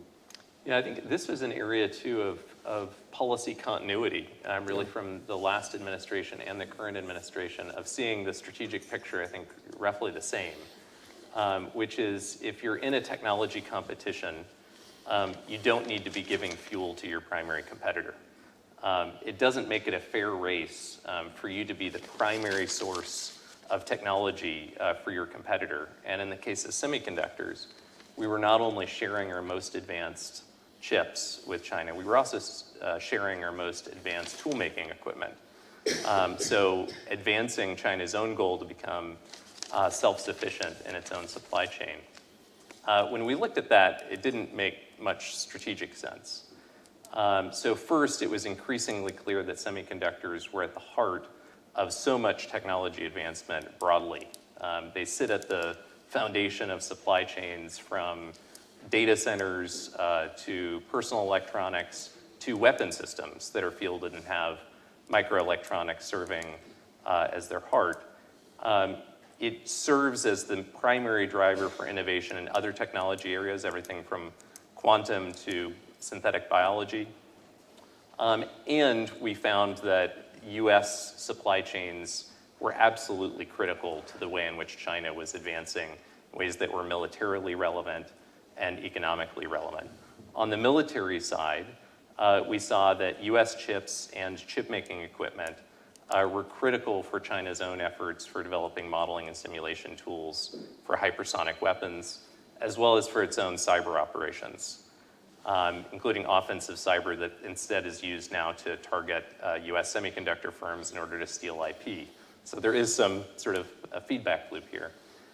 It was also used in data centers for human rights abuses. So the Xinjiang data center that's responsible for real-time monitoring of the Uyghur prison camps is built with US chips. And then third, when we looked at the key areas of economic competition, these were ones where China was reliant on US technology. So the goal was to build a fenced yard that picked a relatively small number of key technologies within semiconductors. So not every chip and not every piece of tool-making equipment, actually about less than 5% of each, that were most responsible for the things of greatest concern, the key military technologies, the key human rights abusive technologies, and the key areas of where we see the high terrain of future economic competition. And instead of diluting attention across thousands of different export controls, focus that attention on the areas where it's going to make the biggest difference. Is there any other area than semiconductors that you could make this model, small fence, small yard, high fence work? I think semiconductors turn out to be among the most highly concentrated supply chains on the planet, and probably disproportionately effective in terms of leverage in this competition we're in. But there are other areas that are important. In synthetic biology, DNA synthesizers are an important key node of supply chain leverage, as are DNA sequencers. The components of those are also ones where the US and allies have a lot of leverage, as well as in quantum technologies. Things like niobium chip manufacturing, dilution refrigerators, these are areas where the US and allies have quite a lot of supply chain advantage. One last, forgive me, do you anticipate that we're going to see restrictions like the semiconductor when it applies to, say, AI or things of that nature? Or, quantum, for example? I think there's a strategic logic for controls on technologies that we think will have disproportional impact on national security. Quantum is certainly among those because the applications to cryptanalysis for breaking current forms of encryption. So that's one where it makes sense to try to maintain a supply chain advantage. Yeah. Let me go back to something, David, that you said, which I thought was really very important. You said, there are some things like stealth technology. There's not going to be a market in the private sector for stealth, so you don't go out and buy that. But if you look at access to space, that's now in the private sector. And increasingly, space technology is in the private sector, not in the government. Mm-hmm. So how do we balance that in this new environment where we want to draw on the creativity of the private sector, but it has a national security dimension? And how do we think about that, both protecting the country, but also protecting the companies, that we want to succeed? Well, I think the key thing is to recognize for government that for companies, intellectual property is an asset, right? It is a real thing. You invest research to develop intellectual property to generate revenue. So that's the sequence. Because the government, we tend not to think in terms of intellectual property, think in terms of tanks and planes and others. And there are some firms for whom that intellectual property is the edge on their otherwise standard solution that says, pick me over them. And there are some companies for whom intellectual property is the company. Right? It is the whole thing, right? There's not a factory as well. There is the intellectual property, and that's what defines that firm and its capabilities. So for the government, when they talk to someone about it and they start to reach across the table to grab it, they're going to get a very strong reaction if they don't understand the role that IP plays to a commercial firm. And when you realize how many of the technologies we're interested in, the lead is on the commercial side, you really have to pay attention to how do I encourage them to come in instead of chasing them away, and how do I have this conversation in a way that recognizes how they value intellectual property and the way they're going to deal with it, knowing they need to see a return on their investment. And so you have to have the conversation in a way that you understand that when you're engaging with them. This is going to be a snotty question about the government, not about anybody here, but you know, I've seen a pattern in recent years where defense acquisition, they'll say, well, we're going to have a competition, we're going to give you money to develop a product, but then we're going to make you give your technical data package to the competitors, and so we can have a competition. Right. Isn't that dumb? Well, there's two parts to this. Right? There's some that's firms for whom that will. It's a technical term, yes. Yeah. So I think that the best thing they can do is to say that in their conversation up front, right? One of the, if you go to a company and you say, I want to do an extension on my house, and I will pay you to do the design, but I'm going to go to somebody else to do the bid, they say, okay, and they charge you differently. But you don't go have somebody do design build, and after the design, they thank you for the design, I'm now going to compete it because their business model was generating the revenue of the bow. So if you're a company that works with defense, you can make your money off of the research, full stop. You can make your money back in the procurement of the asset that your research generated, and you can potentially make your money back on the maintenance of that item over a long time. What matters to the company doing the bid is knowing up front how the government is going to model this, because frequently the government doesn't really think about this issue until it's 3 to 4 years into the program and go, wow, we got to do maintenance. We should get the rights to the maintenance data. And the vendor's like, whoa. That was part of my bid, right? I thought of that 4 years ago when I wrote the proposal. You're completely changing my calculation after the fact. So one of the things we always encourage the government is you have to think about this at the very beginning, because the business model you are going to get depends on what you're signaling your intent. Now, I do have to say, the government is always a challenge on this, because at our best, we say to you, good job, well done, here's a one-year contract. We may cancel the program next year. And the Congress says, and even if they don't, we might. Which means that private sector research, when it goes to the government side, has a much less certain return because of the unstable nature of the government's behavior. But whether you look at the 2018 laws or you look at the outcome of the 813 report, one of the core things is, if you are going to ask for some amount of the private sector IP, do it early, and then understand what you're really asking for. Are you asking for intellectual property rights, or are you asking to understand the interface so that you know how to talk to it and receive data from it? The interface is very different, and firms have a different view of that. If you want to understand maintenance cycle information so you can project maintenance, that's not quite the same as the IP. So you have to think. And do recognize that at the end of the day, there are some firms that won't deal with you. We do an annual study. We just released it, I think last week, called Vital Signs. Come and look at our website for it. In it, there was a section on IP. And we asked our companies in our membership, have you ever declined to bid because you did not think the government was going to protect your IP? 20% of the vendors said absolutely, that they had declined a bid on the issue of IP. And in 28%, separate question was, have you ever offered a different solution in order to not give them your better IP because you wanted to protect the better information? And 28% of the firms said yes. So you can, in transparency, offer the information up front about what you want to do early. That helps the pricing.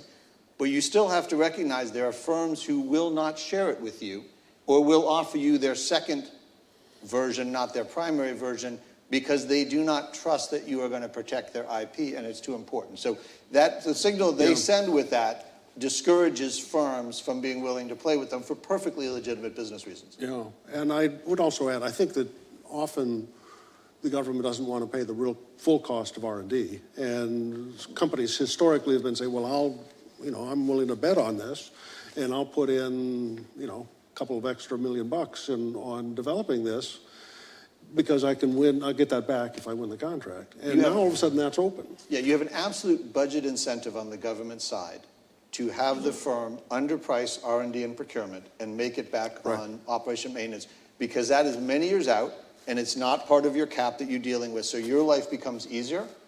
And so that's why there's an incentive to have them priced that way. But then you can't change the rules halfway through the game. Yeah. And then act as if somehow this was a reasonable play. David, what you just told us about surveying companies and what they offered, that's the first time I've ever heard it. And I hope that you advertise it. And I think it's important. I must confess, and this is an admission, in 3.5 years as deputy, I cannot remember a single time when somebody came in and talked to me about intellectual property rights. I will tell you, between us, in terms of number of years, I had multiple IP conversations. Well, that's good. Some of the people in this room, I think, were part of those IP conversations. I'm glad for that. It was not a topic of conversation when I was there. It should be, because it's so crucial going forward. Let me ask if I could, really more for you, Jason. So much of advanced development these days involves international teams. Often international teams in China, I think General Electric, they had a major design center for jet engines in China. Boeing had a major, they took over a big part of the old Mikoyan design bureau, in Russia at one class.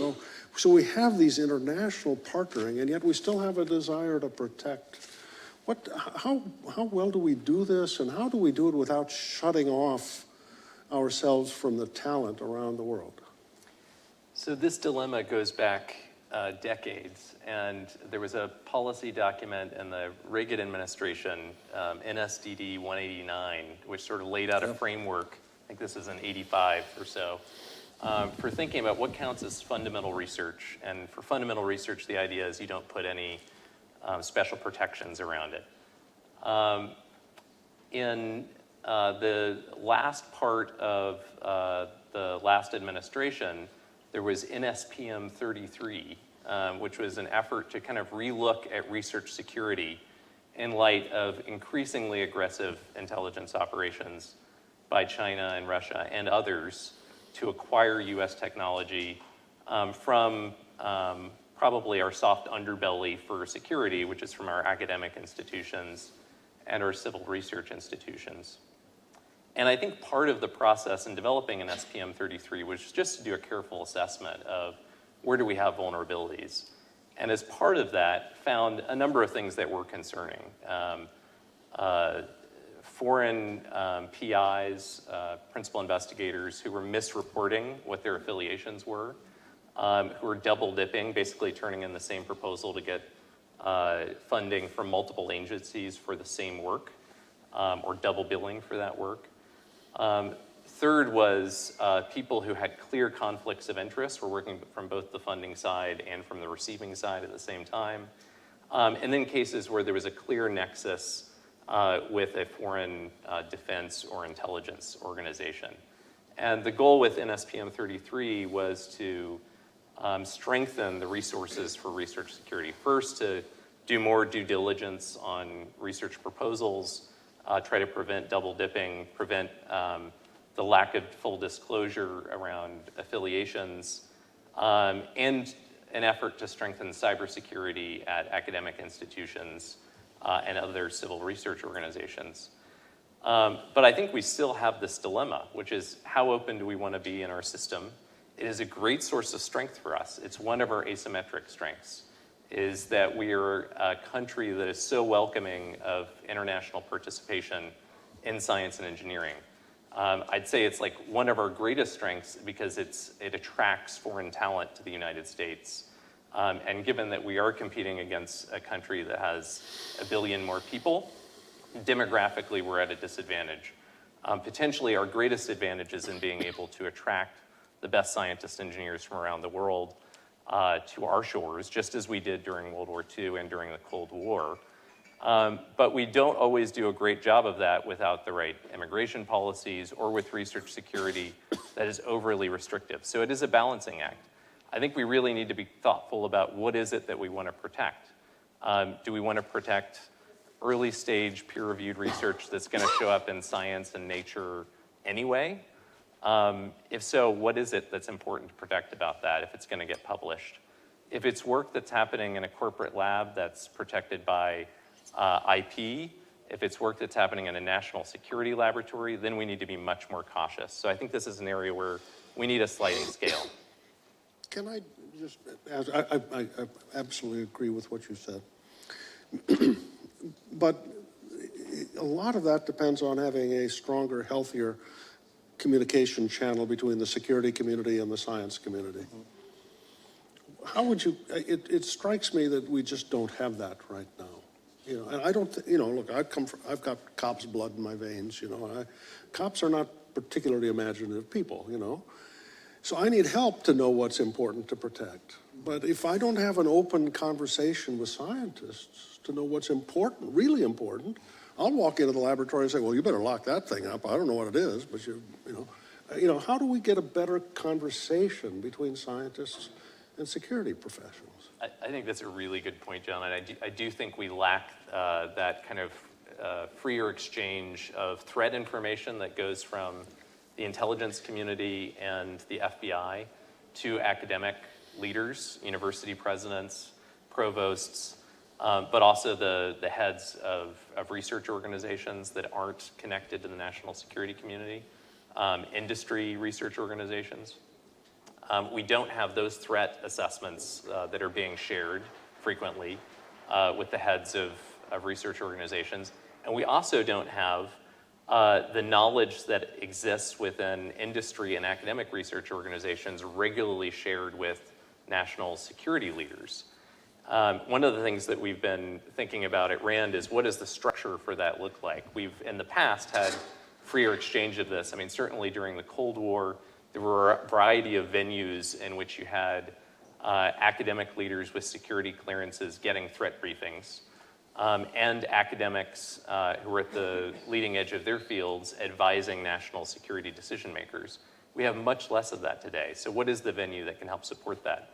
I don't know, David, you probably have thoughts on this too. Yeah, so one of the things when I was in government, we worked with is there are certain universities that were quite forward-leaning in working with you on the national security challenges. They understood, they would pay attention to whether or not they had students from potentially hostile countries working on certain types of projects. It is not a culture of university professors and researchers to restrict information flow, right? They tend to live in a world where you share and you talk it publicly. And frankly, 6.1 research, our most basic level, isn't designed to be classified or sensitive.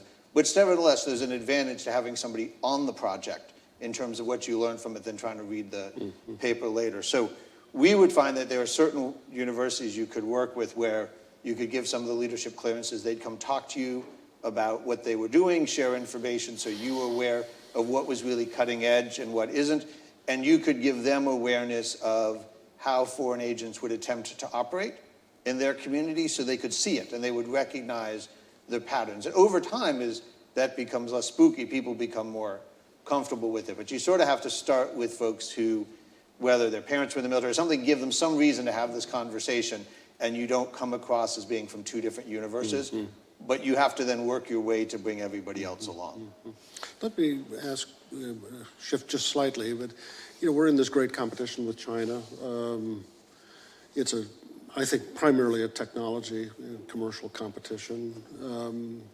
Xi Jinping 5-6 years ago, they put out this China 2025, which was a national strategy to dominate the world in technology, and they gave us a blueprint of where they were going. Now we don't really have a technology strategy for America. I mean, you were there. Tell me, Jason, what do you? because we really count on the private sector to be doing so much of that. So how do you think about competing against China, where we still want the impetus in the private sector? How do we help them? How do we protect them? What's the right posture for us? I mean, we have an uneasiness with the idea of industrial policy, the term industrial policy. We practice it all the time. Intellectual property protection as a function of the federal government is industrial policy. R&D tax credits, industrial policy. Federal procurement is industrial policy. But we have not developed a sort of systematic approach to thinking about the strategy of industrial policy. What are the goals that we prioritized? What policy levers do we have to achieve that goal with industry and academic partners? I think there are some key strategic moves that the US has made in the last several years, though, that are important ones that double down on US advantages. The first is in exercising export controls on key supply chains where we have asymmetric advantages with our allies. A second is in thinking about human talent in science and engineering and thinking about immigration as a key technology tactic for getting an advantage. And John, compliments to you and to others at CSIS for, I think, also raising attention about the importance of talent. A third is in thinking about moves like the Bipartisan Infrastructure Act, the CHIPS and Science Act, that include important federal investments in infrastructure, in manufacturing capability. It's not enough just to have software companies. We also actually need to be able to produce hardware. We need to de-risk that supply chain since so much of it is bound up in Taiwan, one of the more complicated places on the planet. And I think working out our technology diplomacy, and I think important institutional moves have been made within the State Department to strengthen our ability to shape an international coalition around technology competition. The US has a great advantage there in that if you combine the US and our 5 closest allies, that's over half of all global R&D. If you combine China and its 5 closest allies, it's still only a quarter of global R&D. So having friends matters, and this is an advantage that we should be doubling down on. I absolutely agree. But, when we're talking about advanced cutting edge things, our allies are frequently intimidated by that. Especially our European allies, they don't have deep strength on IT the way we do. So they tend to be intimidated. Is there ways that we can overcome that? I think some countries are certainly boxing above their weight. So UK has amazing AI talent. The Netherlands has, the best photolithography company in the world. And we see this with other allies where there'll be an area of deep expertise. Japan, for example, in superconducting manufacturing. So figuring out what are we all good at? What are our comparative strengths and weaknesses that we can compensate for as a team? We have this amazing unfair advantage as a country. I mean, if you're thinking about this like as a sports team, we're on a team that most of our competitors even want to be on.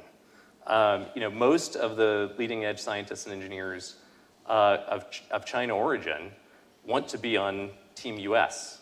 90% of the Chinese scientists and engineers who get their PhDs in the United States want to stay here. And that's true of international collaboration with our allies as well. Everybody wants to be on Team US.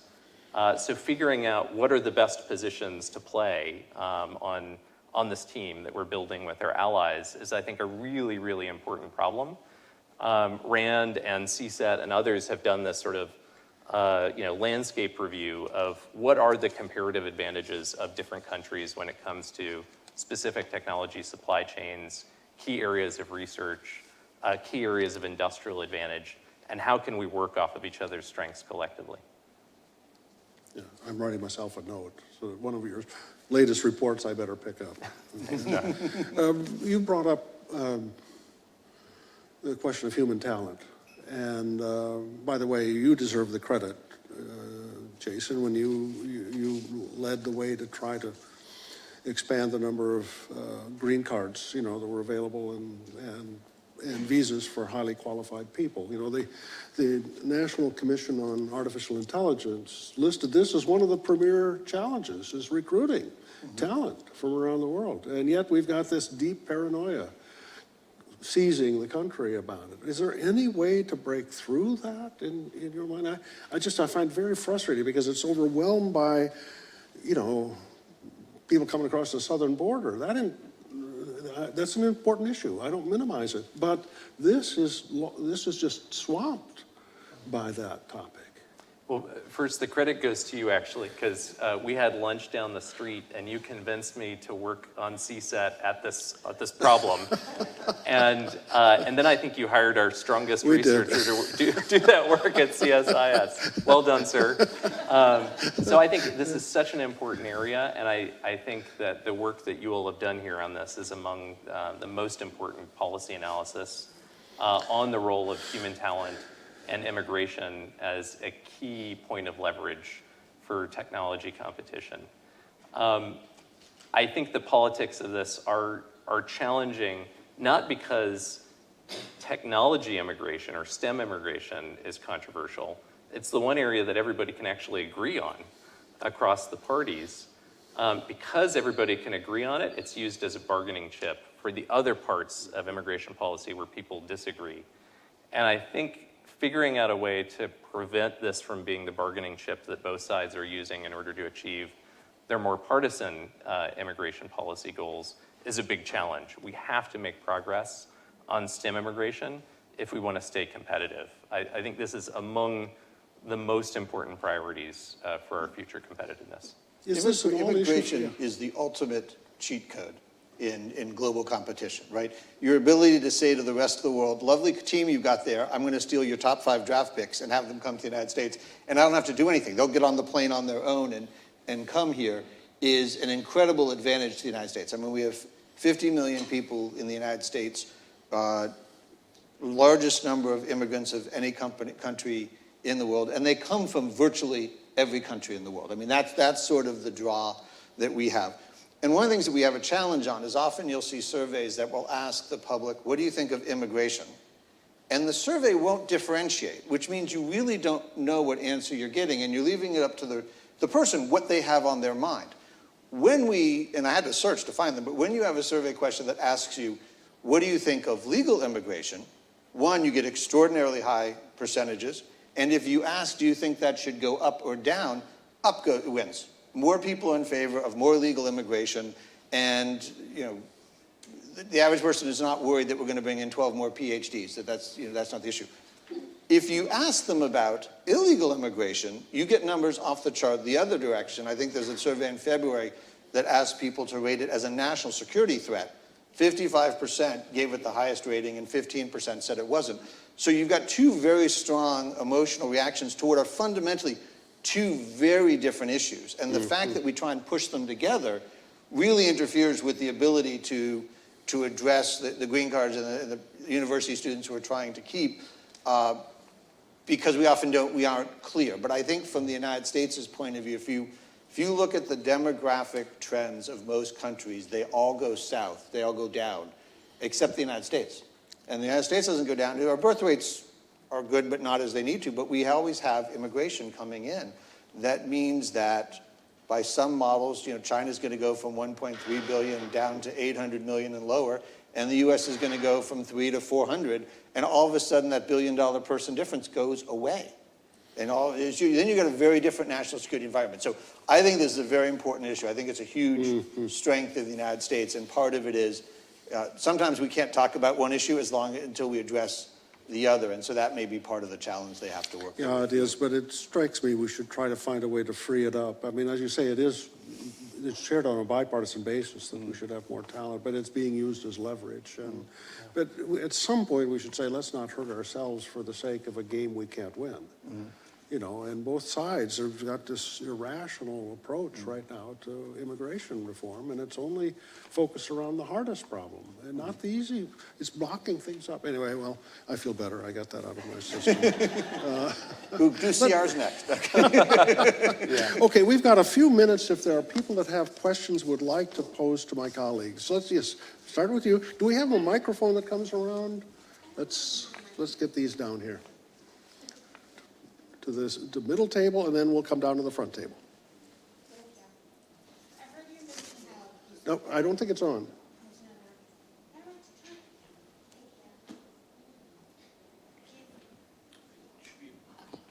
One of the things that you mentioned, you said that China was ahead of the United States as far as technology. Okay, that may be true.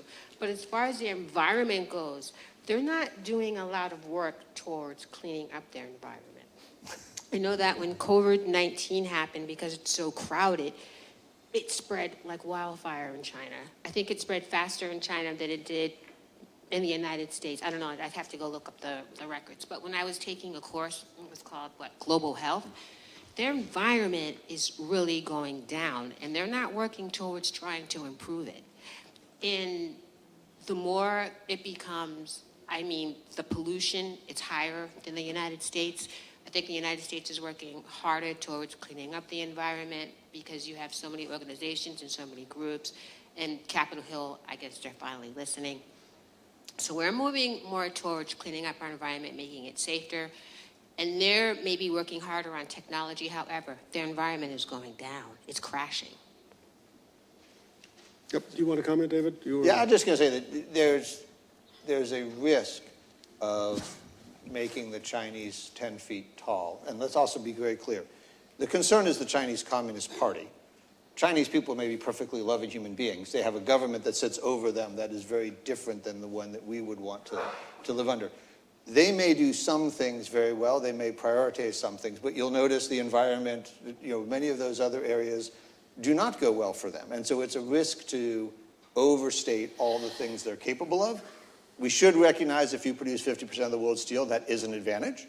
But there are other places, as you point out, where they're clearly either not investing, not caring, or not capable.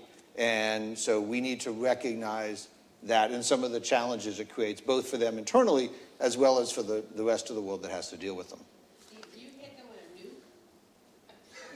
a nuke? So none of us on the panel are advocating that, just in case there's anybody in the room taking notes. That would be rough on the environment, among other things. Yep. Look, I spent a lot of time studying China every day, and Xi Jinping he is obsessed with his problems. He's not obsessed with us.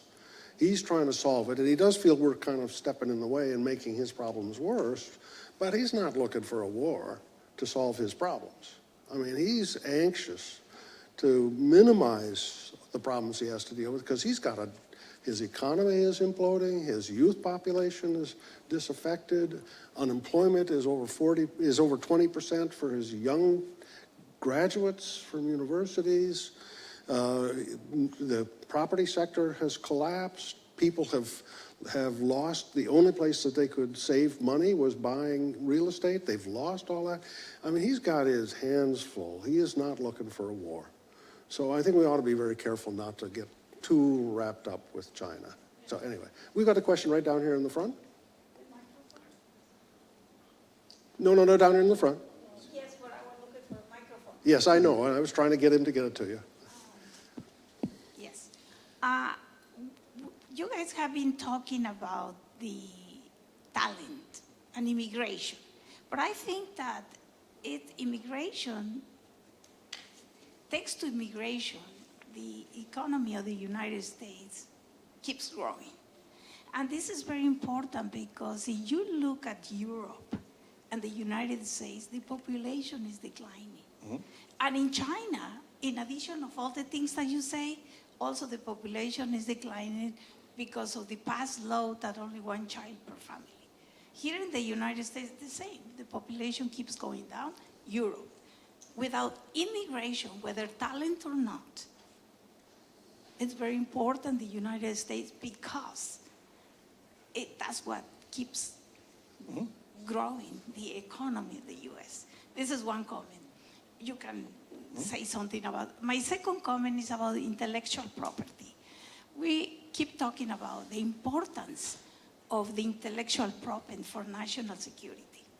I agree with that. However, we know that we are an open society. So everything we do, everybody knows about it because we publish, we talk about it in open forums, so everybody knows what's going on. And therefore, unless all your intellectual property is protected in all over the world, you can actually download the entire database of patents, the United States patents, and you don't think China has them? Everybody. And they get around all those inventions, and that's what it's the new mode of advancing the technologies, other countries, even adversaries, not just allies, but also adversaries. So, and also, I see, for example, that a lot of people that comes from China, apparently, there is a lot of theft of intellectual property. If you look at the database. Why don't you wrap it up? You'll give you 1 minute to wrap it up, Yes, okay? just quickly, you look at the database of the Department of Justice. Most of the individuals that have been caught are from China. Either they come as employees, as students, whatever, and they have stolen a lot of information, private information from companies, from pharma. I see them every day. So how we're going to talk about just protecting with IP without looking all these external factors that are happening every day? Okay, thank you. Thanks. I think on the first point, one thing to add to the discussion of immigration is also the still vast opportunities for education in the U.S. for folks who were U.S. citizens born in the U.S. And credit to Lynn Parker for having spearheaded a lot of important initiatives related to AI education in the United States, making sure that was on the policy agenda in the U.S. There's still so much to do there. I'm really excited about the opportunities to use AI as sort of a digital tutor for expanding STEM education in the U.S. On the second point, I totally agree. There's so much work to be done around IP protection. I think cybersecurity is an area where even leading edge firms we're seeing aren't as strong as they should be. If you look at some of the frontier AI companies that are building very powerful models, those models maybe not as robustly secured as we'd wish because they weren't developed in mind with thinking about state adversaries that might want to steal them. So there's a lot of work to be done. Yeah, so I think I would highlight a couple things. First is there is a price we pay for the transparency, right? We produce justification books that go to Congress in excruciating detail to tell you exactly how much of every type of munition we intend to buy and build. It takes a lot of work to get that information about what's going on in China and Russia, and I wouldn't necessarily have confidence that our predictions are very good. We make that a lot easier. The flip side of that is we have a country that runs differently because we have that level of transparency and operation. And so you have to have confidence that you will take advantage of the openness and the innovation that you have to overcome that. Now, with regard to intellectual property, you need to make it as hard to steal as possible. You need to have much better cybersecurity and those types of challenges. And the other one is speed. If somebody is getting the technology from you that you developed 3 years ago, and you're already 2 generations down with your upgrades and your patches, they're chasing a losing target. The other one is you also have to have the culture to know how to use it, right? You could give a lot of our military equipment to another country, and our pilots would still shoot them down, because the training and the doctrine and everything that goes with it is more than just the plane. And so knowing how companies are set up to take advantage of this through speed, knowing how to use it, those are all changes that are much harder to steal, but you need to have access to the information to do it. So got to make it hard to steal, but we also have other ways that through our operations that we can make it complicated for somebody to duplicate what we're doing. And I've got a very good friend who's a senior business guy. He just came back from China, and he said everybody in China now is an actor. Nobody is afraid to tell the truth. They're all presenting the image they think they need to present to stay alive.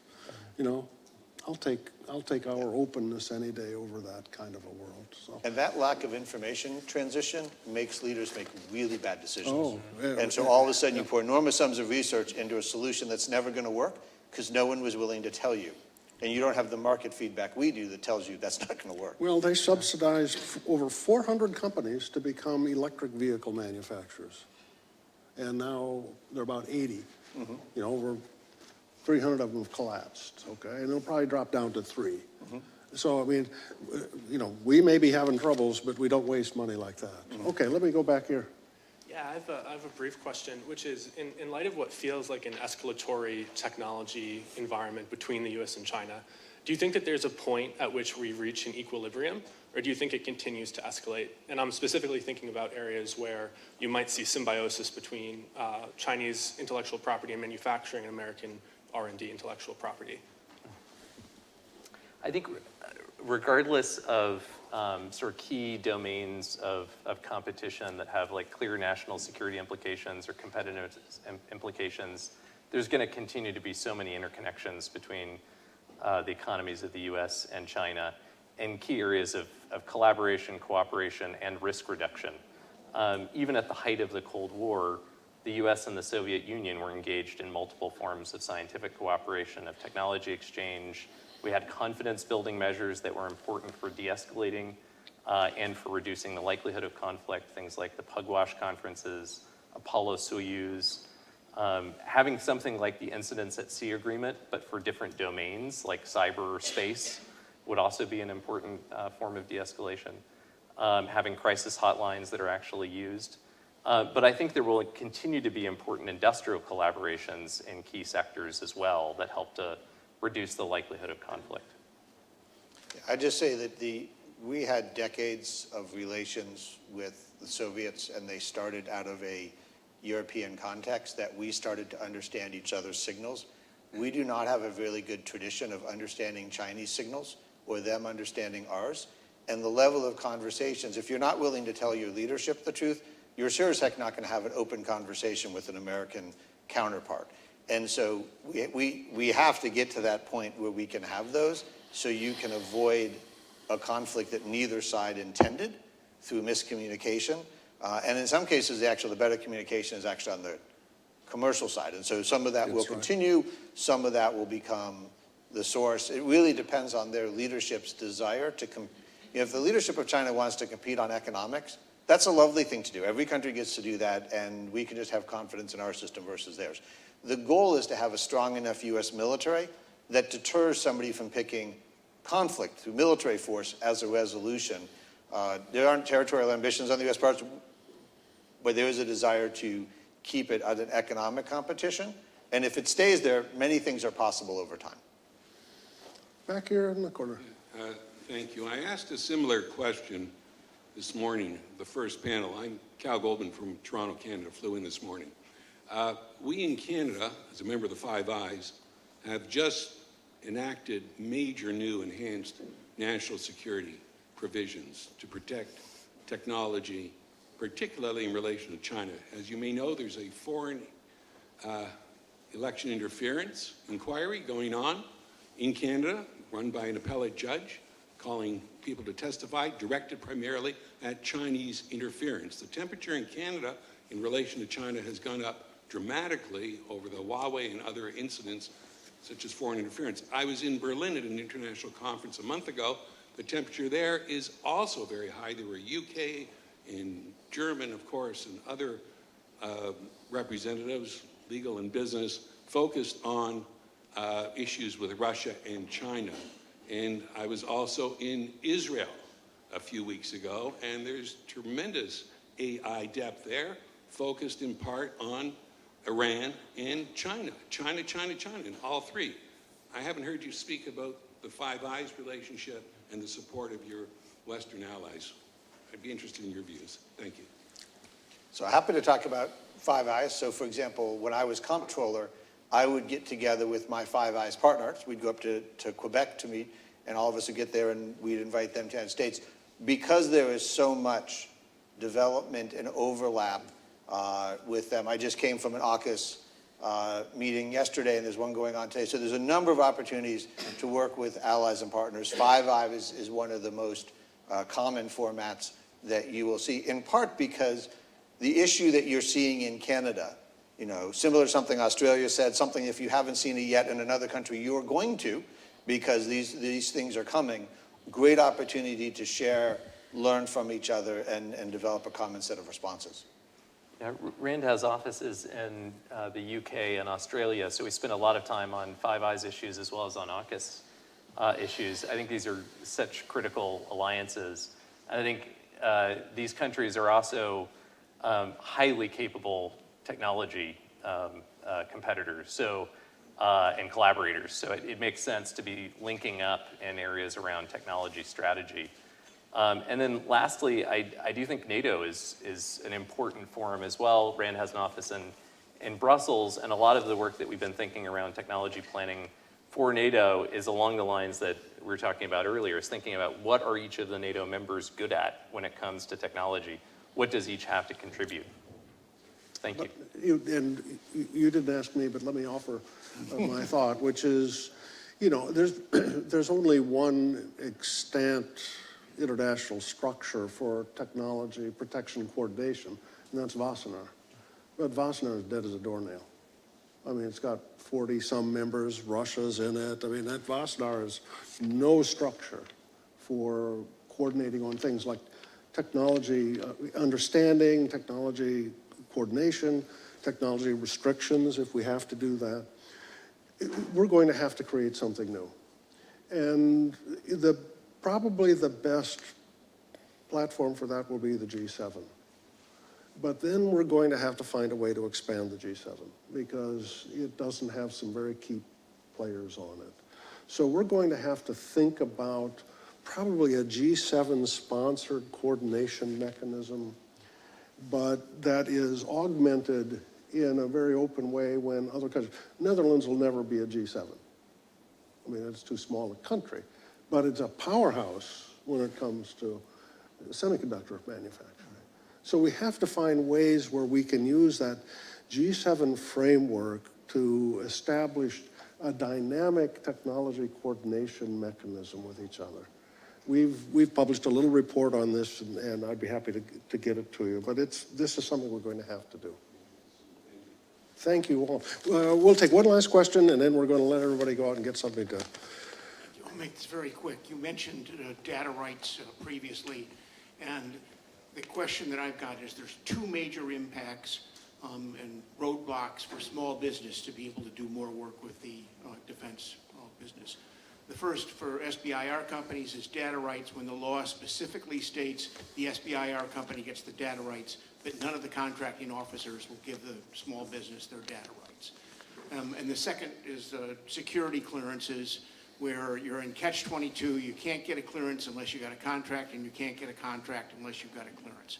Are either of your organizations doing anything about solving either of those two to be able to help build up our defense infrastructure? So the short answer is absolutely.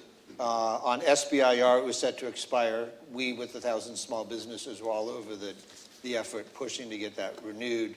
We're very keen and working with ANS on the importance of training their folks on IP rights so they understand what the rules are, who is entitled to them. And that's part of the incentive of SBIR. It's explicitly got a different set of criteria for who gets the IP rights than other things do, precisely to draw small businesses in, give them the rights on the commercial side, and so that's key.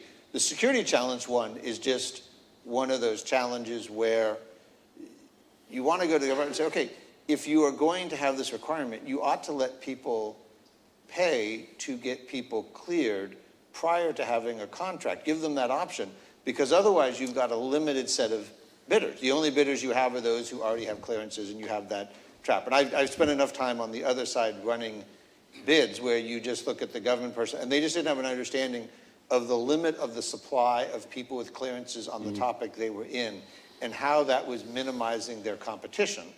And other ones would actually, if you won the competition, they would clear your staff. And they got very different prices because all of a sudden they had bidders who simply had to put clearable people in the pipeline in order to be ready versus pulling cleared people from other projects. So it is a little bit of a challenge. I won't even get into reciprocity, which is just a fascinating split inside the US government over recognizing, heaven forbid, Customs and Border Protection would recognize a security clearance issued by the US Coast Guard, even so they're inside the Department of Homeland Security. I think we've done evaluations in the past of the SBIR program. I'll take it as homework as whether we've looked at the IP rights as an area of like key improvement that's needed. On the question of clearances, I think so much progress has been made on clearance reform in the last few years, thanks to Sue Gordon and others, but clearly so much still needs to be done, including ways for there to be sort of easier in, easier out for clearances that are going to be needed for specific projects. That has been an area of ongoing work at RAND, is to think about what the future of security clearance processing should be. I'll be outrageous. I think we've got the dumbest security clearance process in the world. Okay, we're the only country I know of that asks a spy to fill out his own form, and then we give it to a GS5 to try to figure out are there any blanks in the form. I mean, that's literally how dumb this is. I've had security clearance people come and read my SF-86 to me and ask if I would validate that I wrote down the truth. And I said, look, if I lied, I'm not going to tell you the truth now. So let's just, hold me. This is just dumb. I can get a better quality background check for $25 from a commercial source.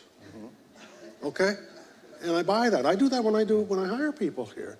And instead of fill out an 85-page security form and expect somebody to figure out what's wrong with it. This is dumb. We have a dumb system. And it just, there are so many ways we could make this more efficient. How many of you have, been trying to, you got some kind of a credit check and then they say, okay, which of the 5 addresses have you lived at in the last 3 years? Which car did you have? How many fireplaces were in this home? Within about 8 questions, they can get a 99% identity check. Do we do anything like that in the government? No.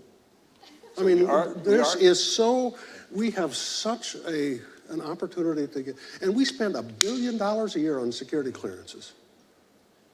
And what does it take to get one in the private sector right now? You're going to start off. You have to have a project. You can't just pay for it. Well, to the point you're making, there is a move towards continuous vetting, which is the look that says, rather than check every 5 years, I'll have a monitor that triggers me when you get a DUI. And then I don't wait 4 years to ask you whether or not you've reported it. Yeah. I know you have it now, knowing that your vulnerability to blackmail or anything else is now, right? And so looking and monitoring those types of things, that's the transition. One is fewer people, much less expensive. Absolutely. But likelihood of having a much higher chance of catching a problem person before they get it compromised than waiting the 5 years. But we're just choking on this massive system of processing giant numbers. I mean, we have companies that'll buy another company just to get the clearances. Okay, that's a problem. Okay, that doesn't make any sense. So this is a bigger issue. I mean, I don't feel any better saying all of this. But it's a problem we need to solve. We're not going to do it today. And there's food out here, and there's liquid refreshments, adult beverages up in that corner, and we think we should let you all go enjoy that. But I think you should say thank you to these gentlemen first. Thank you. Thank you, all 3 of you. I just want to say a few more things before we close. And I fully realize I'm standing between you and drinks. But few people need to be thanked. First of all, this incredible panel. You're really helping us create this unique community at the intersection of innovation, IP, and national security, which honestly, it's a very small community, and this is sort of ground up building right here. I did want to give a shout out to the work that we're doing at CSIS at the intersection of these. And leadership sits alongside a project called the Renewing American Innovation Project, RAI. Please look us up online. Thanks, Dr. Hemry, for helping us start it. It was co-founded by my colleague sitting right there, Walter Copan, who was a former director of NIST, and Andre Iancu, former director of the US Patent and Trademark Office, who isn't here. It's run by Sujay Shivkumar. Sujay, where are you? Right here. And he's the executive director, and Alex Kirsten, who is the deputy director of the program. And thanks to them and Gregory and Hiriko and many others who helped organize the panel today and the whole program. And a big special thanks to a person you've all heard from, Chris Burgess. He's standing right there. It's really his work that largely that led to today's programs. And finally, I do want to thank the Leadership Steering Committee, which serves as an advisory board to make all this happen. We mentioned a few of you, Laurie Self from Qualcomm, Holly Fechner from Covington, Bill Victorman, Brian Pomper, Aiken Gump Innovation Alliance, Judge Paul Michel, thank you again for your leadership, Walt and Andre. I'm sure I'm missing a few names. And John Dubiansky from Nokia, I saw you somewhere in the room. And from Dolby, and the other John, Kolakowski, thank you.